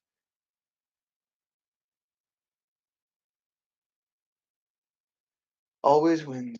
Well, I guess Doomsday was Doomsday did kill Superman, so I guess Doomsday was the worst threat, right? Duh. Dude, I love when Non grabs him out of the air, smacks him on the ground. Dude, she clotheslines him. You'll never see this in a Superman film again. The action will never be this good in a Superman film ever again. Guaranteed. And people were bitching about the product placement. Like, there was a 7-Eleven, there was an IHOP, there was a Sears. Well, it's just like those things existed, at least at the time when the movie was made. Like, there's a 7-Eleven, like, literally right on the corner of the street my house is on. Like, there's a Sears at the mall, like, this shit's like in every town. Like, it would be fake if they didn't put a Sears or they didn't put an IHOP or a 7-Eleven. It wouldn't feel real, right? Yeah, Stain, I think that was supposed to be Non and he was gonna have like a line or something, and they probably just cut it out. Because it would make more sense if he was talking earlier, it'd make more sense seeing him right here. But I guess he doesn't need to talk. Saving another person. Just saving a random soldier while still getting beat up. Like, getting his ass beat. We're going hard! And Feyor's about to wreck.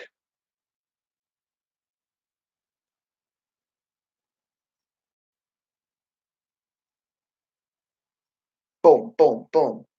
Don't, dude, this is like Dragon Ball Z level. Like, just fucking going through them. Zack Snyder should really direct some kind of animated movie.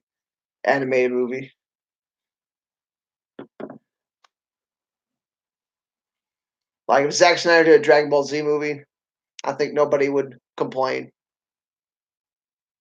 Right, Christopher Maloney. This is his brave as fuck moment.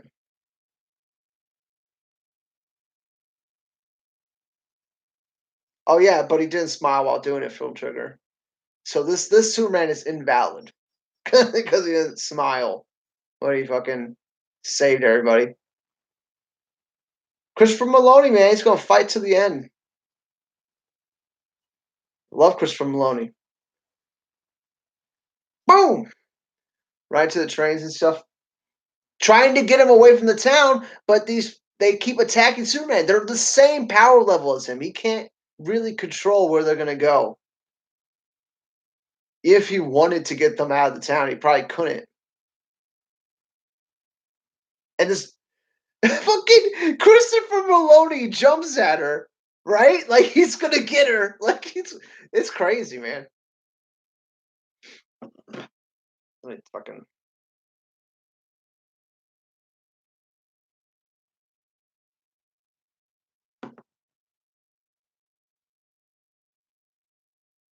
here comes the missile. The train going into the Sears. So not only is Martha Kent's house fucked up, but she doesn't have a job anymore.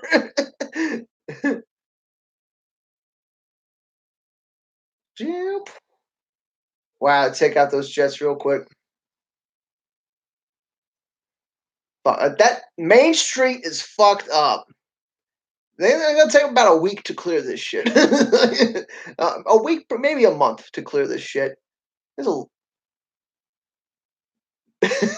don't go on Main Street.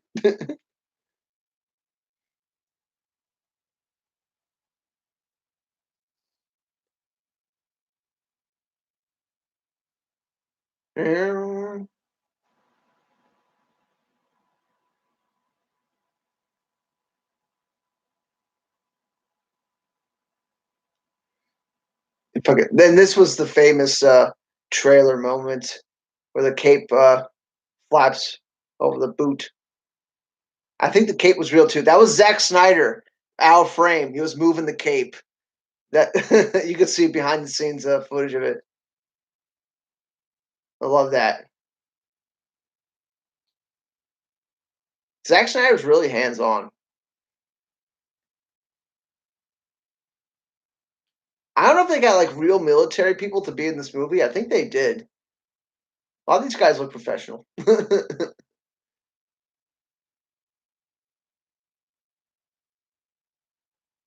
This man is not our enemy. About time you figure that one out. Took you long enough. They're a little slow in the military. A little slow, you know. And what does Martha go and save? She saves the pictures. And she leaves one of the pictures in his coffin. God damn.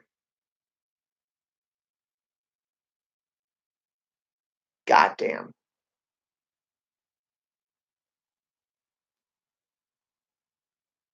I'm sure Superman lifted that fucking truck out of her house. I'm sure he helped rebuild this. Right? Can't imagine he didn't help.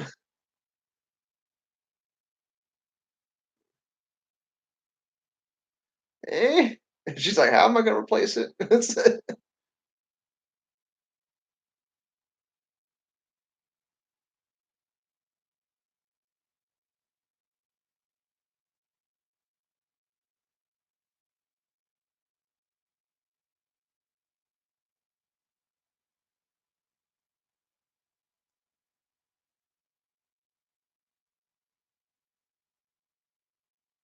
I know how to stop him. General Zod's so good. This scientist dude is also a character from the comic books. I cannot remember his name right now, but you look at the wiki, you'll see what character he is. He's just some scientist. I don't know if it's the same scientist that created Doomsday. Uh, you know, it might be. I don't know.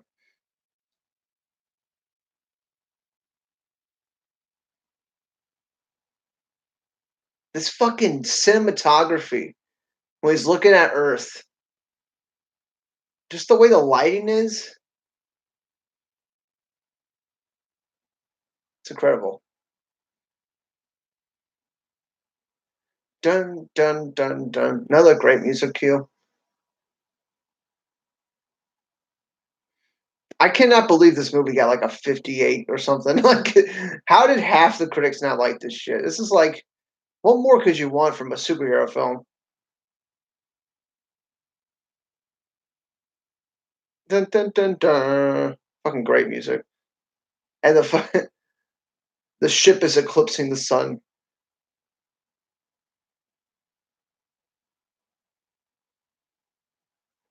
Just split too. I don't know what the fuck's happening.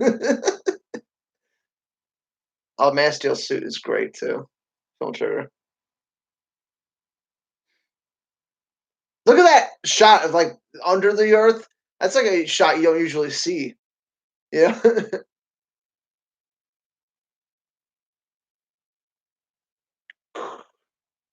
In the Indian Ocean. A whale in the Indian Ocean. Dun, dun, dun.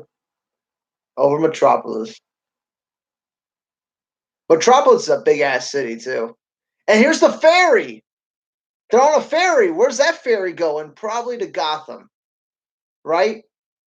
Like Zack Snyder already was thinking that Gotham was across this bay, or he was thinking that there was something else on the other side of this bay. But yeah, like Metropolis is gigantic.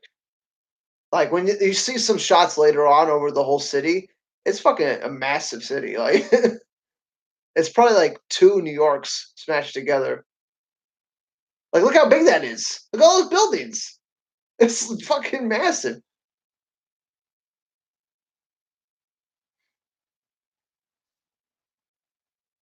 Look at all that shit. They definitely CG enhanced that city.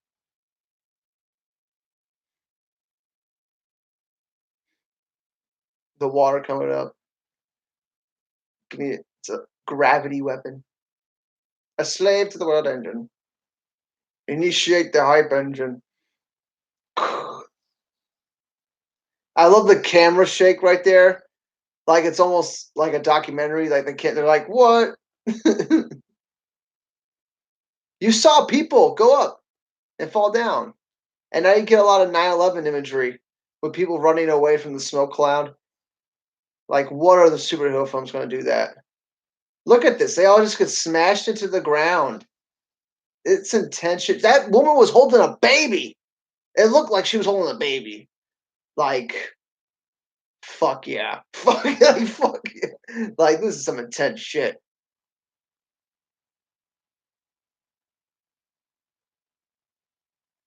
Like, why don't people want superhero films to be a little intense?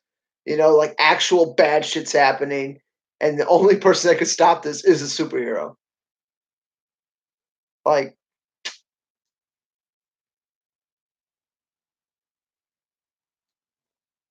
what genre would I like a director to make a Green Lantern film? A horror, drama, thriller. Hmm. Yeah, I probably would like someone like the guy who directed Mission Impossible. That guy. So I guess action thriller. I guess is what that is. A spy thriller. You gotta balance the humor and the action well. That's what it is. You roommate yourself. Oh my beer. Yeah, Zod's about to mess up fucking several streets like a black hole. They're essentially talking to the audience right now. They're explaining it for everybody so it can't possibly be misinterpreted. This thing's going to open a portal back to the fam zone. It's going to suck them back in. The end. You know, what's up, Stallone fan? Welcome back.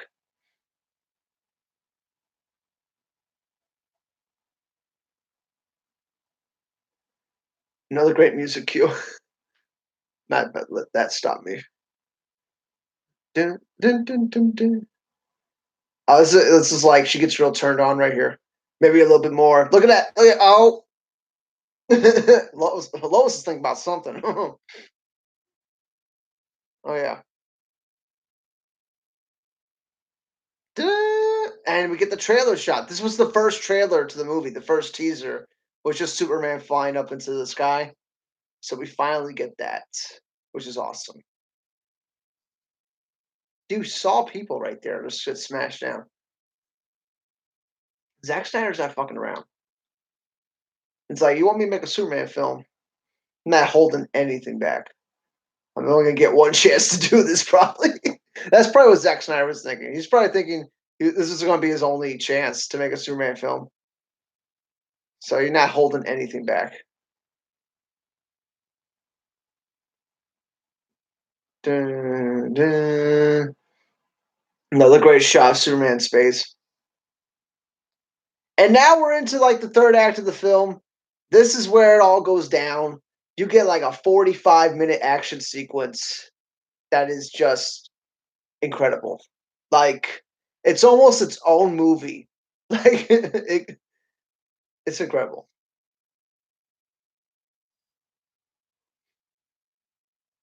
He fucking Zod fucking harnesses it.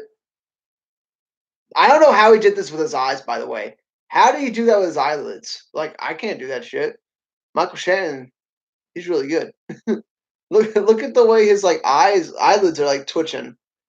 I don't know how he did that shit.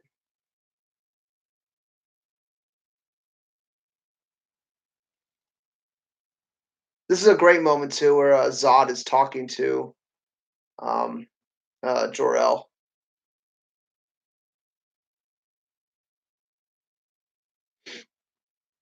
Yeah, I'm good about lecturing me. Sam Raimi would be a good choice for Green Lantern too. Your authority.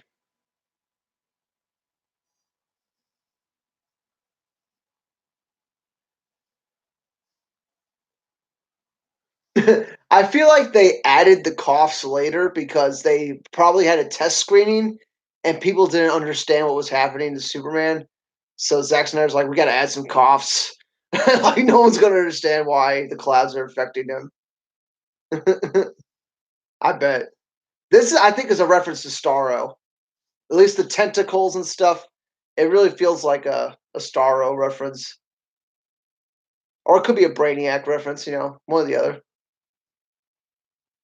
Dun, dun, dun, dun. I like when we follow the missile, the camera on the missile. Another cool idea. So much good shit happened.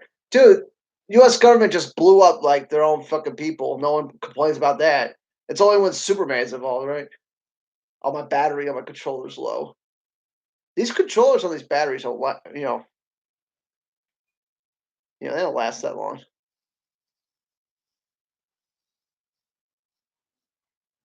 So was Superman going to get the scout ship back eventually to make the Fortress of Solitude? At least that's what I think.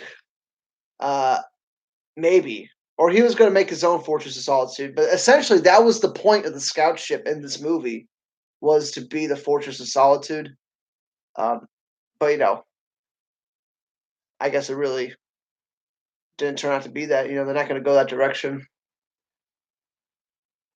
Da-da-da. Fucking buildings toppling, dude. This Kryptonians attack. This is what happened. Look at this. Look at Jenny's expressions when she sees this building. And I want you to look out because there's a chick in a red dress that's staring up at the building that's just looking at it coming down. You'll see it when they're running away. The building's starting to come down. They just grab Jenny. He yelled Perry. They're running. Then there's the red chicken red right at the bottom of the screen. She's like staring, looking up at it. Like little touches like that, I think make the scene even more like epic and sad because there's some people that just like gave up. Like they see the thing toppling and they just gave up. They're not even bothering running. I think that's some metal stuff. That's some metal stuff. Can't you see that? Oh yeah, and Bruce Wayne is driving through the city right now, right, Hardboil? A Brainiac's tentacles. Yeah, some people say it's a Brainiac reference,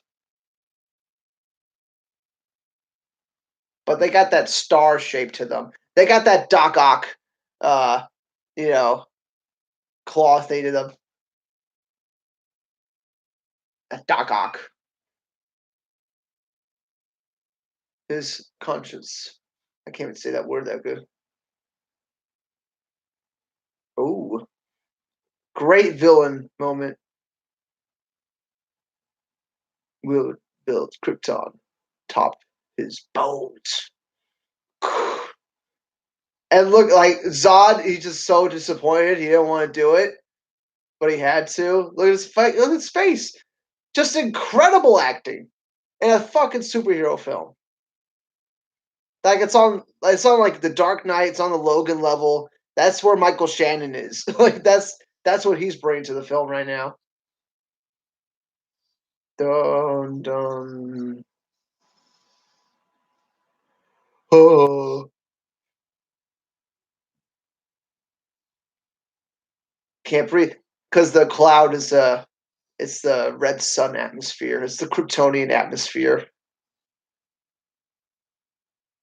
This beam stuff is straight out of Superman Earth One, where he's trapped underneath a beam and he has to like fly up through it.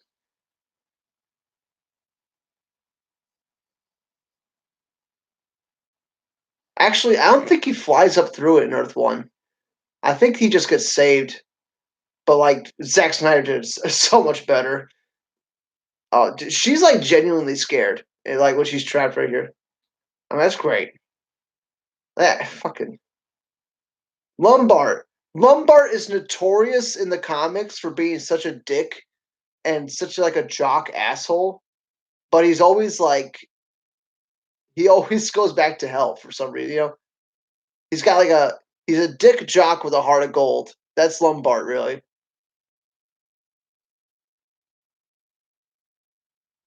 And he's ready to die with Perry and Jenny right here.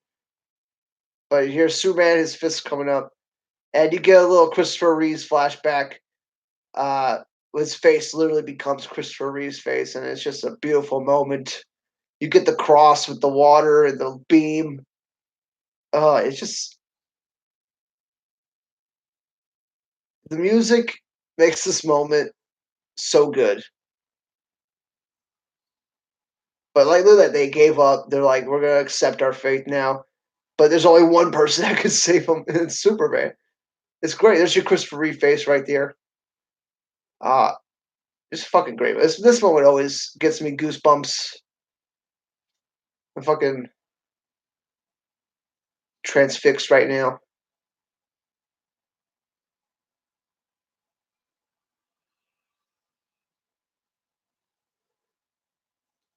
You see him fly out the top, dude. It can't get better than that. You can't.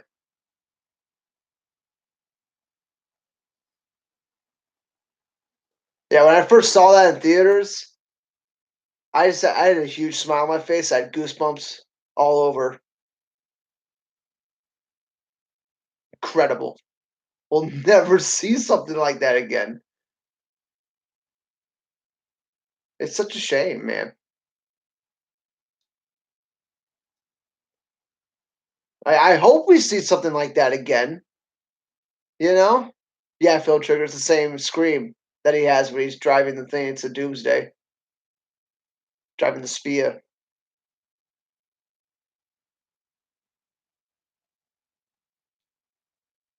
I think Lombard was in BVS for like a fraction of a moment. Like, I don't know if he had any lines, but I think he was in the movie at some point.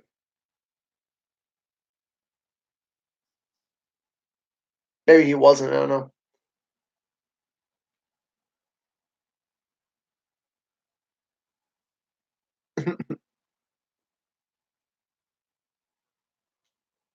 Native Guardian is supposed to go nickel for every time I had that problem. It's supposed to go me all the way.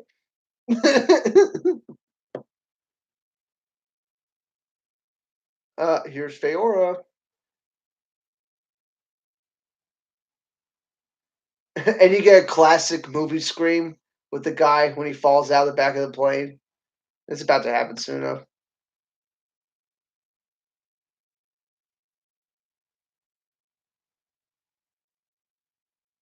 Target that aircraft.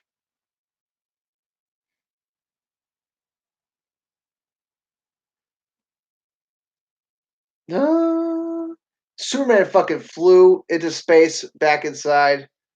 Yeah, the Wilhelm scream. Yeah, the Wilhelm.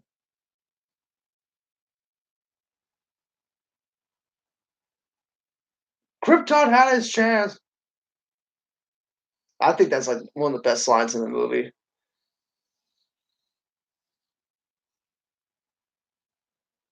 You gotta give these people of Earth a chance. Krypton had his chance. Dun, dun, dun. And fucking Bruce Wayne's driving right now. They cut that in.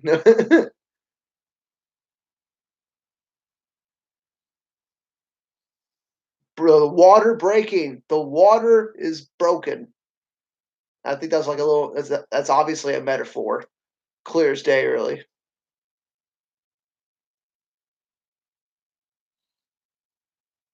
Did not notice it first few times I watched it. Yeah, hard boiled. They're all in the fam zone. Even this scientist dude. I forget his name. What's it? Dr. Emil Hamilton, who's also in the comics and responsible for creating a Superman villain. I think he created Parasite, if I'm not mistaken. So bunch of Superman Easter eggs. Little teases for what could have been in the future. He has a grenade launcher on a plane, dude. It's not even fucking stopping or slowing her down. He just runs. Go, go! One hit, dead. Incredible.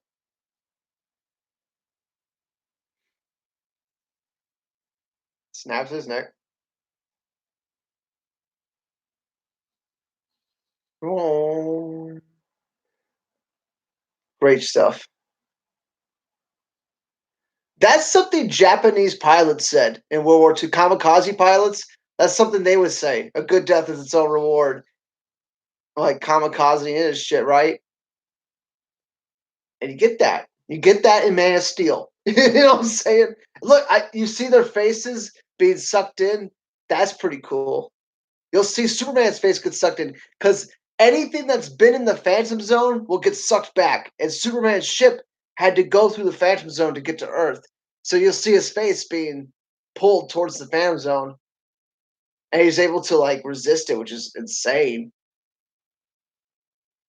But it's like a subtle detail. You gotta like look at his face and you gotta understand that, oh yeah, he was in the Phantom Zone, so he's getting sucked back right now. Let's have that scream again.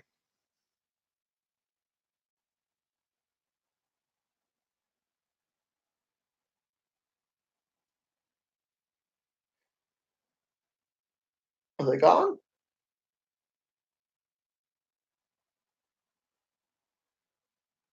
Superman doesn't save anyone in this film.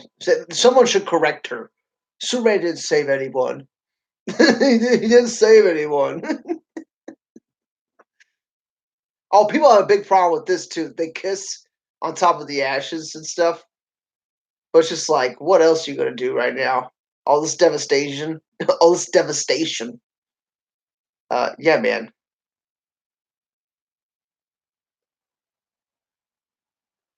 Oh, Casper, because you. Yeah, Amy Adams is the best you're ever gonna get. Superman, come on. One other guy on Earth is better than Superman. You know what I'm saying? You can't get better than this. But technically, she was right. It was all downhill after that first kiss, right? BBS is, you know, so he dies. So yeah, it did go downhill. General Zod is greater than Thanos. Facts. For this moment alone, this monologue right here, incredible. Look at this with the dirt. It's fucking incredible.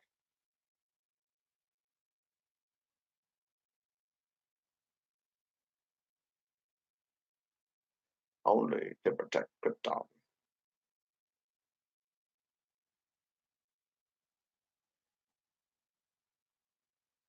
Superman took away his purpose. That's some heavy shit.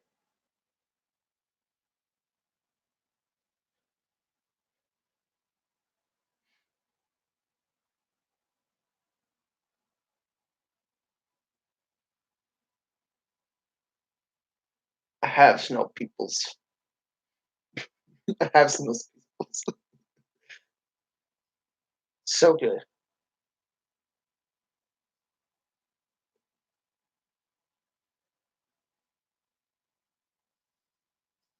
Damn. And now we get the best fight in superhero history. This is like straight animation. You know what I'm saying? Stuff you'd only see in the animated movies and comic books. Finally seeing it on screen as they're about to collide right now. Boom. How could anybody have a problem with this? I don't get people. Get it. This shit is incredible. He's using heat vision for the first time. And Zack Snyder did the 3 to heighten this building going down. So Zack Snyder knew something we didn't know about this building. And there's actually a Batman poster in the back. And you can catch it. It's like you can pause it and you'll see it behind Superman in that shot. And now Superman's flying out of the building. You know, he probably hears people like dying around him, but he has to stop Zod, right? Like, what can you do? You got to stop the threat.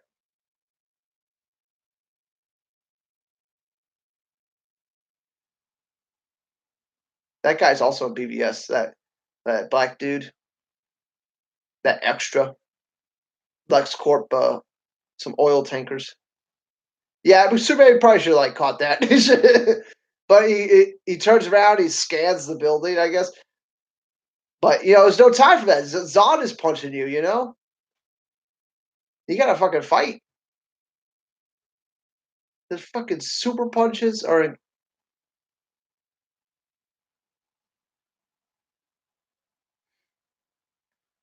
fuck yeah. Uppercut, uppercut that guy.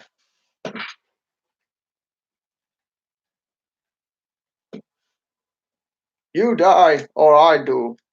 He just said it right there. There's nothing Superman can do. General Zod's going to keep going forever. And just a great trailer moment shot right there. That's when they're fucking on the building and they collide again. It's fucking and a little funny sign gag right here. 106 days without incident. Now it's 0. That's a funny gag. That's like a bunch of different movies.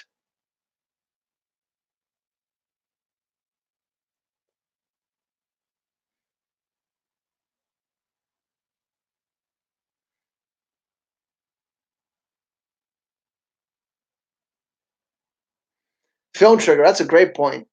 Thanos fabricated a purpose. That is true. Like legit. Like Thanos, he's inferring that the universe is overpopulated when he probably doesn't know that for a fact. You know, he's justifying his own reasons why he's doing what he's doing. But Zod, like it's like Superman just took everything away from Zod. You know, and it. If you think about like his relationship with Feora too, Superman took that away from him too. And there's like no hope for Zod anymore. He has no purpose left in life. Pretty awesome. It's pretty awesome.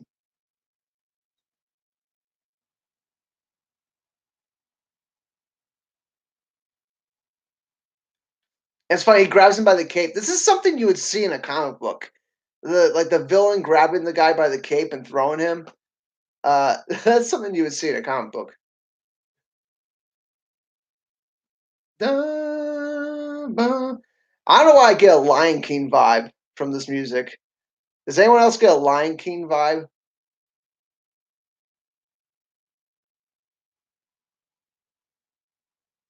Here's the Wayne satellite.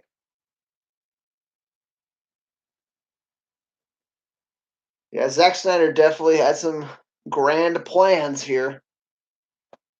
At least we got to see BVS, right? At least we got to see the sequel. Dun, dun, dun. Like it sounds like yeah, almost a little bit like a Lion King Scar, the Scar fight, you know. That's because it's Hans Zimmer, you know? If you love these people so much, you can mourn for them. Another great line. This film is doesn't get appreciated for how well these lines are delivered and how well it's written. I don't think it gets any credit for that.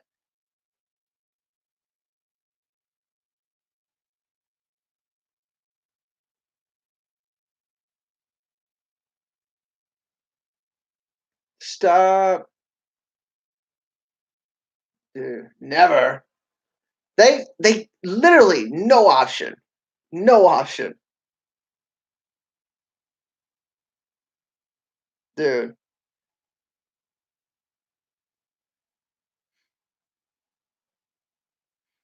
And he didn't want to do it. It's not like Superman was happy about it. I don't know why people have a problem. I don't understand how anyone could have had a problem with this scene. Like he clearly is distraught over it. He didn't want to do it. It's not even manslaughter. It's self defense,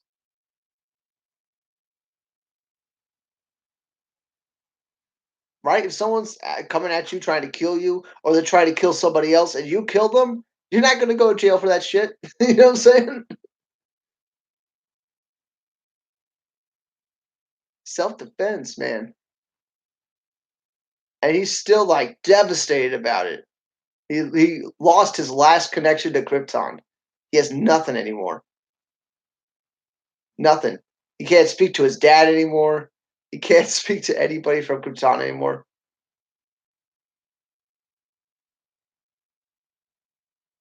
And there's your little PS with General Swanwick. I almost called him Swannick. Swanwick. And you get this stupid joke with Ferris, Carol Ferris, which I think he's kind of hot. That would have been funnier if you said fucking stupid. I think that would have been funnier. And fucking stupid. That would have been funnier. Like this definitely feels like the studio was like, you have to put a joke right here, Zack Snyder. What are we gonna do with no fucking jokes? Oh yeah, I think I've seen that video, Shadow Vessel by Garza. Yeah, a lot of Twin Peaks did a good breakdown of it too. I don't know, Twin Perfect, not Twin Peaks. Twin Perfect, that channel. Well, Superman, that was a mistake. You shouldn't have trusted him. Should not have trusted the government. Always a mistake. I just think he's kind of hot. Uh, I don't know. Like I could do without that line, honestly, or at least do a better joke. You know, I don't think it takes anything away from the film, but I don't think it adds anything either. What's up, Miguel? You're a little late. Oh, you watched it a few days ago, so you know where we're at, right? We're at the end of the movie, essentially. The theme's about to play, and the credits are about to roll. He's about to go to the Daily Planet after this scene. After this beautiful scene where we see him as a kid with the cape, like real emotional. Like this is like Kingdom Come level. Like at least that's the vibe I get, even though it has like no reference to that book in this shot. It just feels like that epic, that grand. It's just a small moment. It's just foreshadowing everything. It's just so great.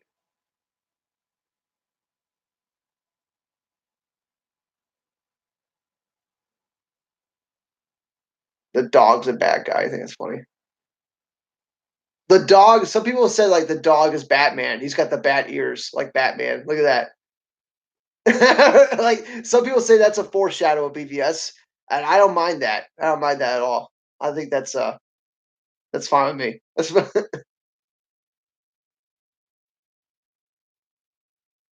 keep his ear to the ground.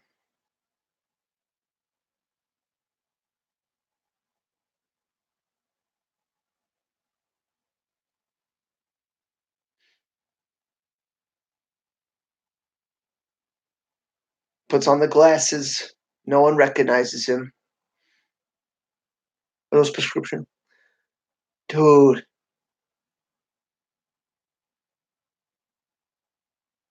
Dude, I don't get why Jenny rejects him. Like, dude, like, really? Like, he was with you in your final moments when you were about to die. You're not gonna go to a fucking basketball game with him? Like, what the hell, you know? At least as a friend, you know, just go.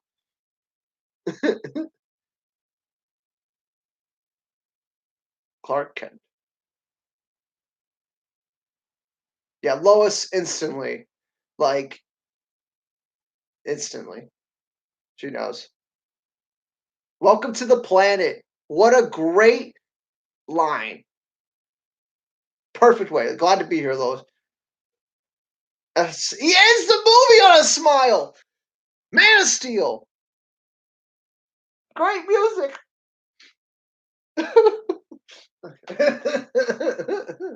So fucking good.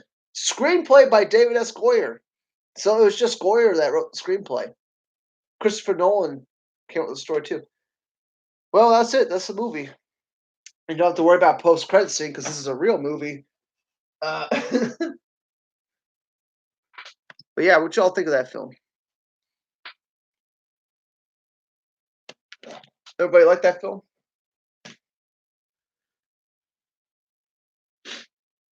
That was the audio that whole time. Yeah, it's one of my favorite films of all time, for sure.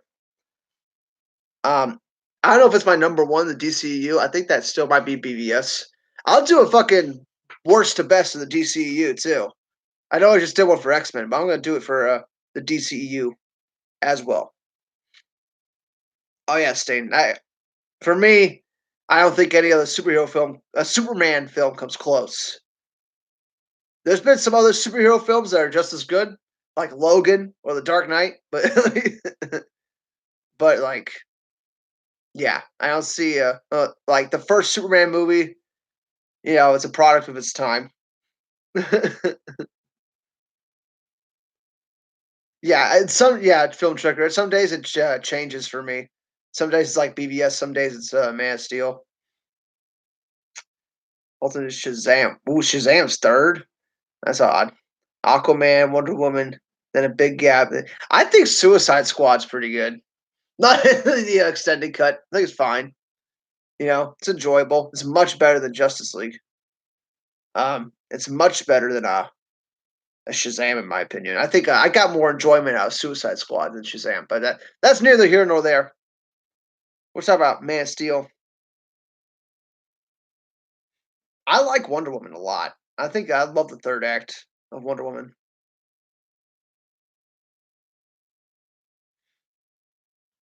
I saw the extended cut of Suicide Squad. Pretty good.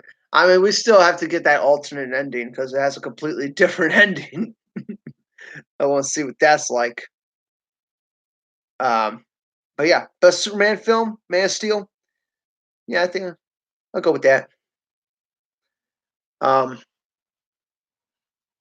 so good, yeah. But coming off the Dark Knight trilogy, like this film was like in the same vein. You know, it was like the same style, same type of film, taking superheroes like seriously. You know, it's not just like kiddie books. It's like fucking for a reason, man. Yeah, I here. His Man Steel is tight. Is tight.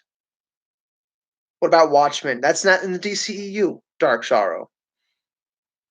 I think Watchmen's like the best superhero film of all time.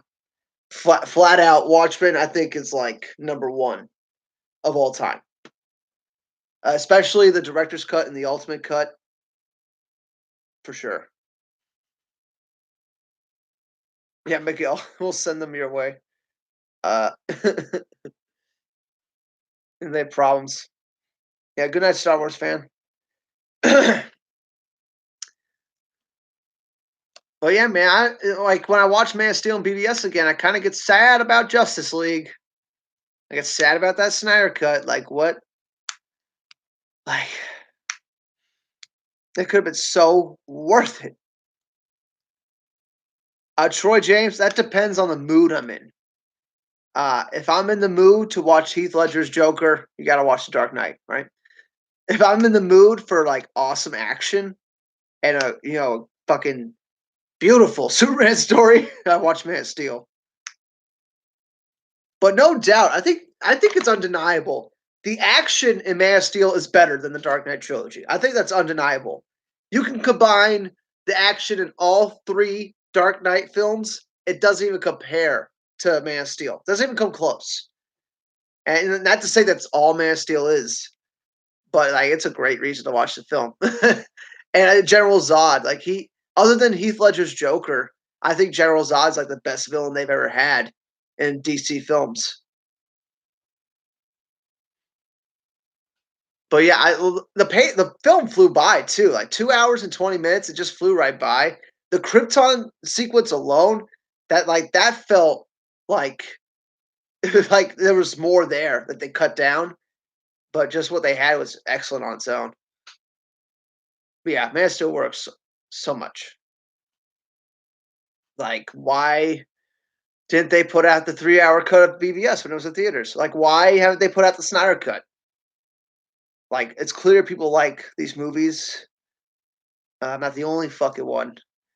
We had 40,000 retweets or wherever for the release of Snyder Cut hashtag on Twitter. 40,000 in like one day. But like, hello, that's just the hardcore people that know about this shit. Could you imagine how many people want the Snyder Cut that have no idea about like these videos and these communities we have? Like, they really need to do a test run. They need to put out the Snyder Cut on their streaming service, the DC streaming service, and they need to see how many people watch it as is with no tweaks, no fixes, no nothing. Just as it is. Let's see how many people watch it. And then you fucking invest some money into it and you put out the actual film. They could do that shit. Why not? Easy to do. Sorry, I haven't shaved in like a couple days too. Looking a little white trashy right now. A little white trashy. Oh yeah, J.J. Abrams, if he's actually doing Man of Steel 2, right?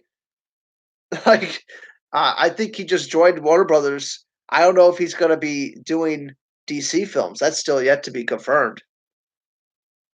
I just wish between Man of Steel and BBS, there's a Batman movie. You know what, Sorrow? I imagine like that Zack Snyder wanted to do a Batman movie, but they really wanted to get a Justice League, so he just had to cram it into the Superman sequel. And I think it still worked because the movie's still fucking great.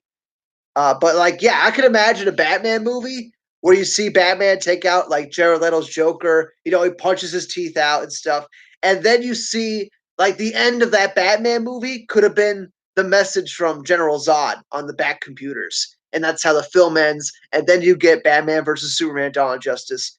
I think that would have been perfect. I don't really care what Batman film they made, just as long as it ended with the General Zod message from this movie. I think that would be a perfect lead-in to BVS. But of course, Warner Brothers, they want to tell Zack Snyder how to make his films, and then they want to fucking change him up. They won't even let him like make the films they tell him to make, right? He gives them the impossible, putting Batman and Superman in the same movie, introducing a new Batman entirely, and they don't even put out his full version of the film. It's fucking incredible how dumb Warner Brothers is. Incredible. Yeah, Sting. Like that should have been the Batman movie, right? Right before BVS. Dude, they just man. Zack Snyder was gonna give it to them, though. He was gonna he was gonna give it to us. Such a shame. And there's so many Justice League references in this Man of Steel movie. So many. Yeah, where the fuck happened to Nolan? I blame Nolan, man. Where the fuck did he go? Totally fucking left Snyder to the fucking hounds at Warner Brothers. Jesus Christ. But yeah, that's Man of Steel. Is there any other questions you guys got? Just think about ending it pretty soon. I'm kind of tired. It's 12:30 a.m. Oh, J.J. Abrams would be good for Green Lantern too. I liked his Star Trek movies. Even though Star Wars, yeah, like it was a rehash, as you say, Jahir. At least the Force Awakens, but at least the Force Awakens was better than Last Jedi. All right, like even though it's a rehash, I'd rather watch that than Last Jedi. I haven't seen Last Jedi since theaters. I'll probably see the new Star Wars in theaters too, because I just have to.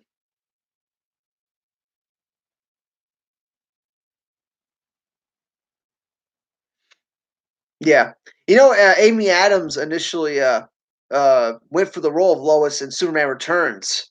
She didn't get it, and so did Henry Cavill. He went for Superman in that movie. They both didn't get it, and now years later, they're both, in a Superman film together. Even though she's, like, a decade older than him, right? Isn't Amy Adams, like, a decade older than Henry Cavill? It's something like that. Yeah, episode 9 has Chris Terrio writing, yeah. We'll see about that Star Wars. We'll see.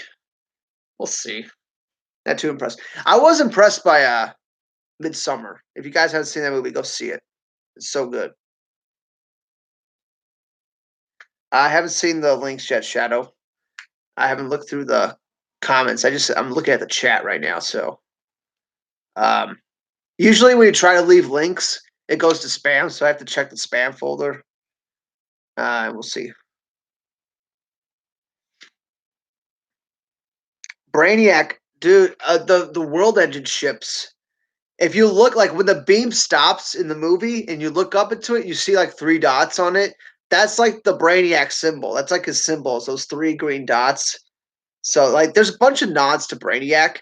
And when they go to the worlds and like these worlds were destroyed, you can assume Brainiac did that too. So that's where I think Brainiac was in Man of Steel. He was destroying those worlds. This Krypton, the Kryptonians were on, right? Yeah, looking for those colonies. Probably looking for Supergirl, maybe. I don't know. I bet Brainiac was gonna be in the Supergirl movie. They were gonna make a Supergirl movie, and they're gonna tie into all this. And since they lost all their faith in Justice League and everything, yeah, I will shout Vessel. Uh, so, not really concerned about it. Um, Technically, Man of Steel 2 is BVS. I'll stand behind that. What we all really want is the third Man of Steel movie. That we should be all asking for Man of Steel 3 because the second one was BVS. At least the Ultimate Edition. The Ultimate Edition had a lot of Superman in it.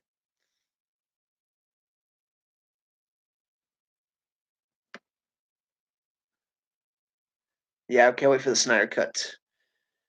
Oh, yeah, man. Tomorrow. Yeah, man. I would name a man tomorrow. Or what's some other Superman nicknames? Uh, can't really think of them right now. It's great though. The movie's called Man of Steel. It's great.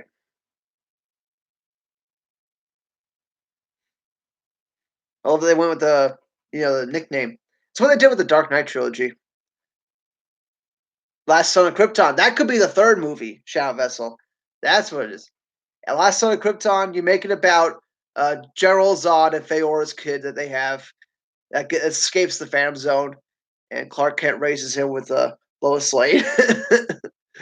That's what you can make it about. Speedy Bullet, faster than a locomotive.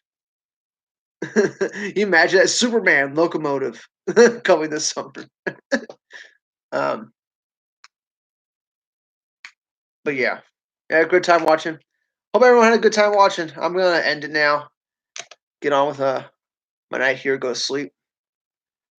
I might put up a review of Midsummer because I just enjoyed that film a lot. But I don't want to spoil it for anybody. Everyone should really go to that film cold because it's really good. Yeah, Hamilton could come back from the fan. Maybe Hamilton's the one that helps them escape from the Phantom Zone because he's a scientist and shit, right? But yeah, we could go on for theories all day. But yeah, good night, y'all. Peace out. I'll see y'all in the next one. I don't know what the next one will be. Maybe we'll have to do another Zack Snyder film, or we could do some other film entirely. But we'll figure it out. Yeah, see y'all later. Bye.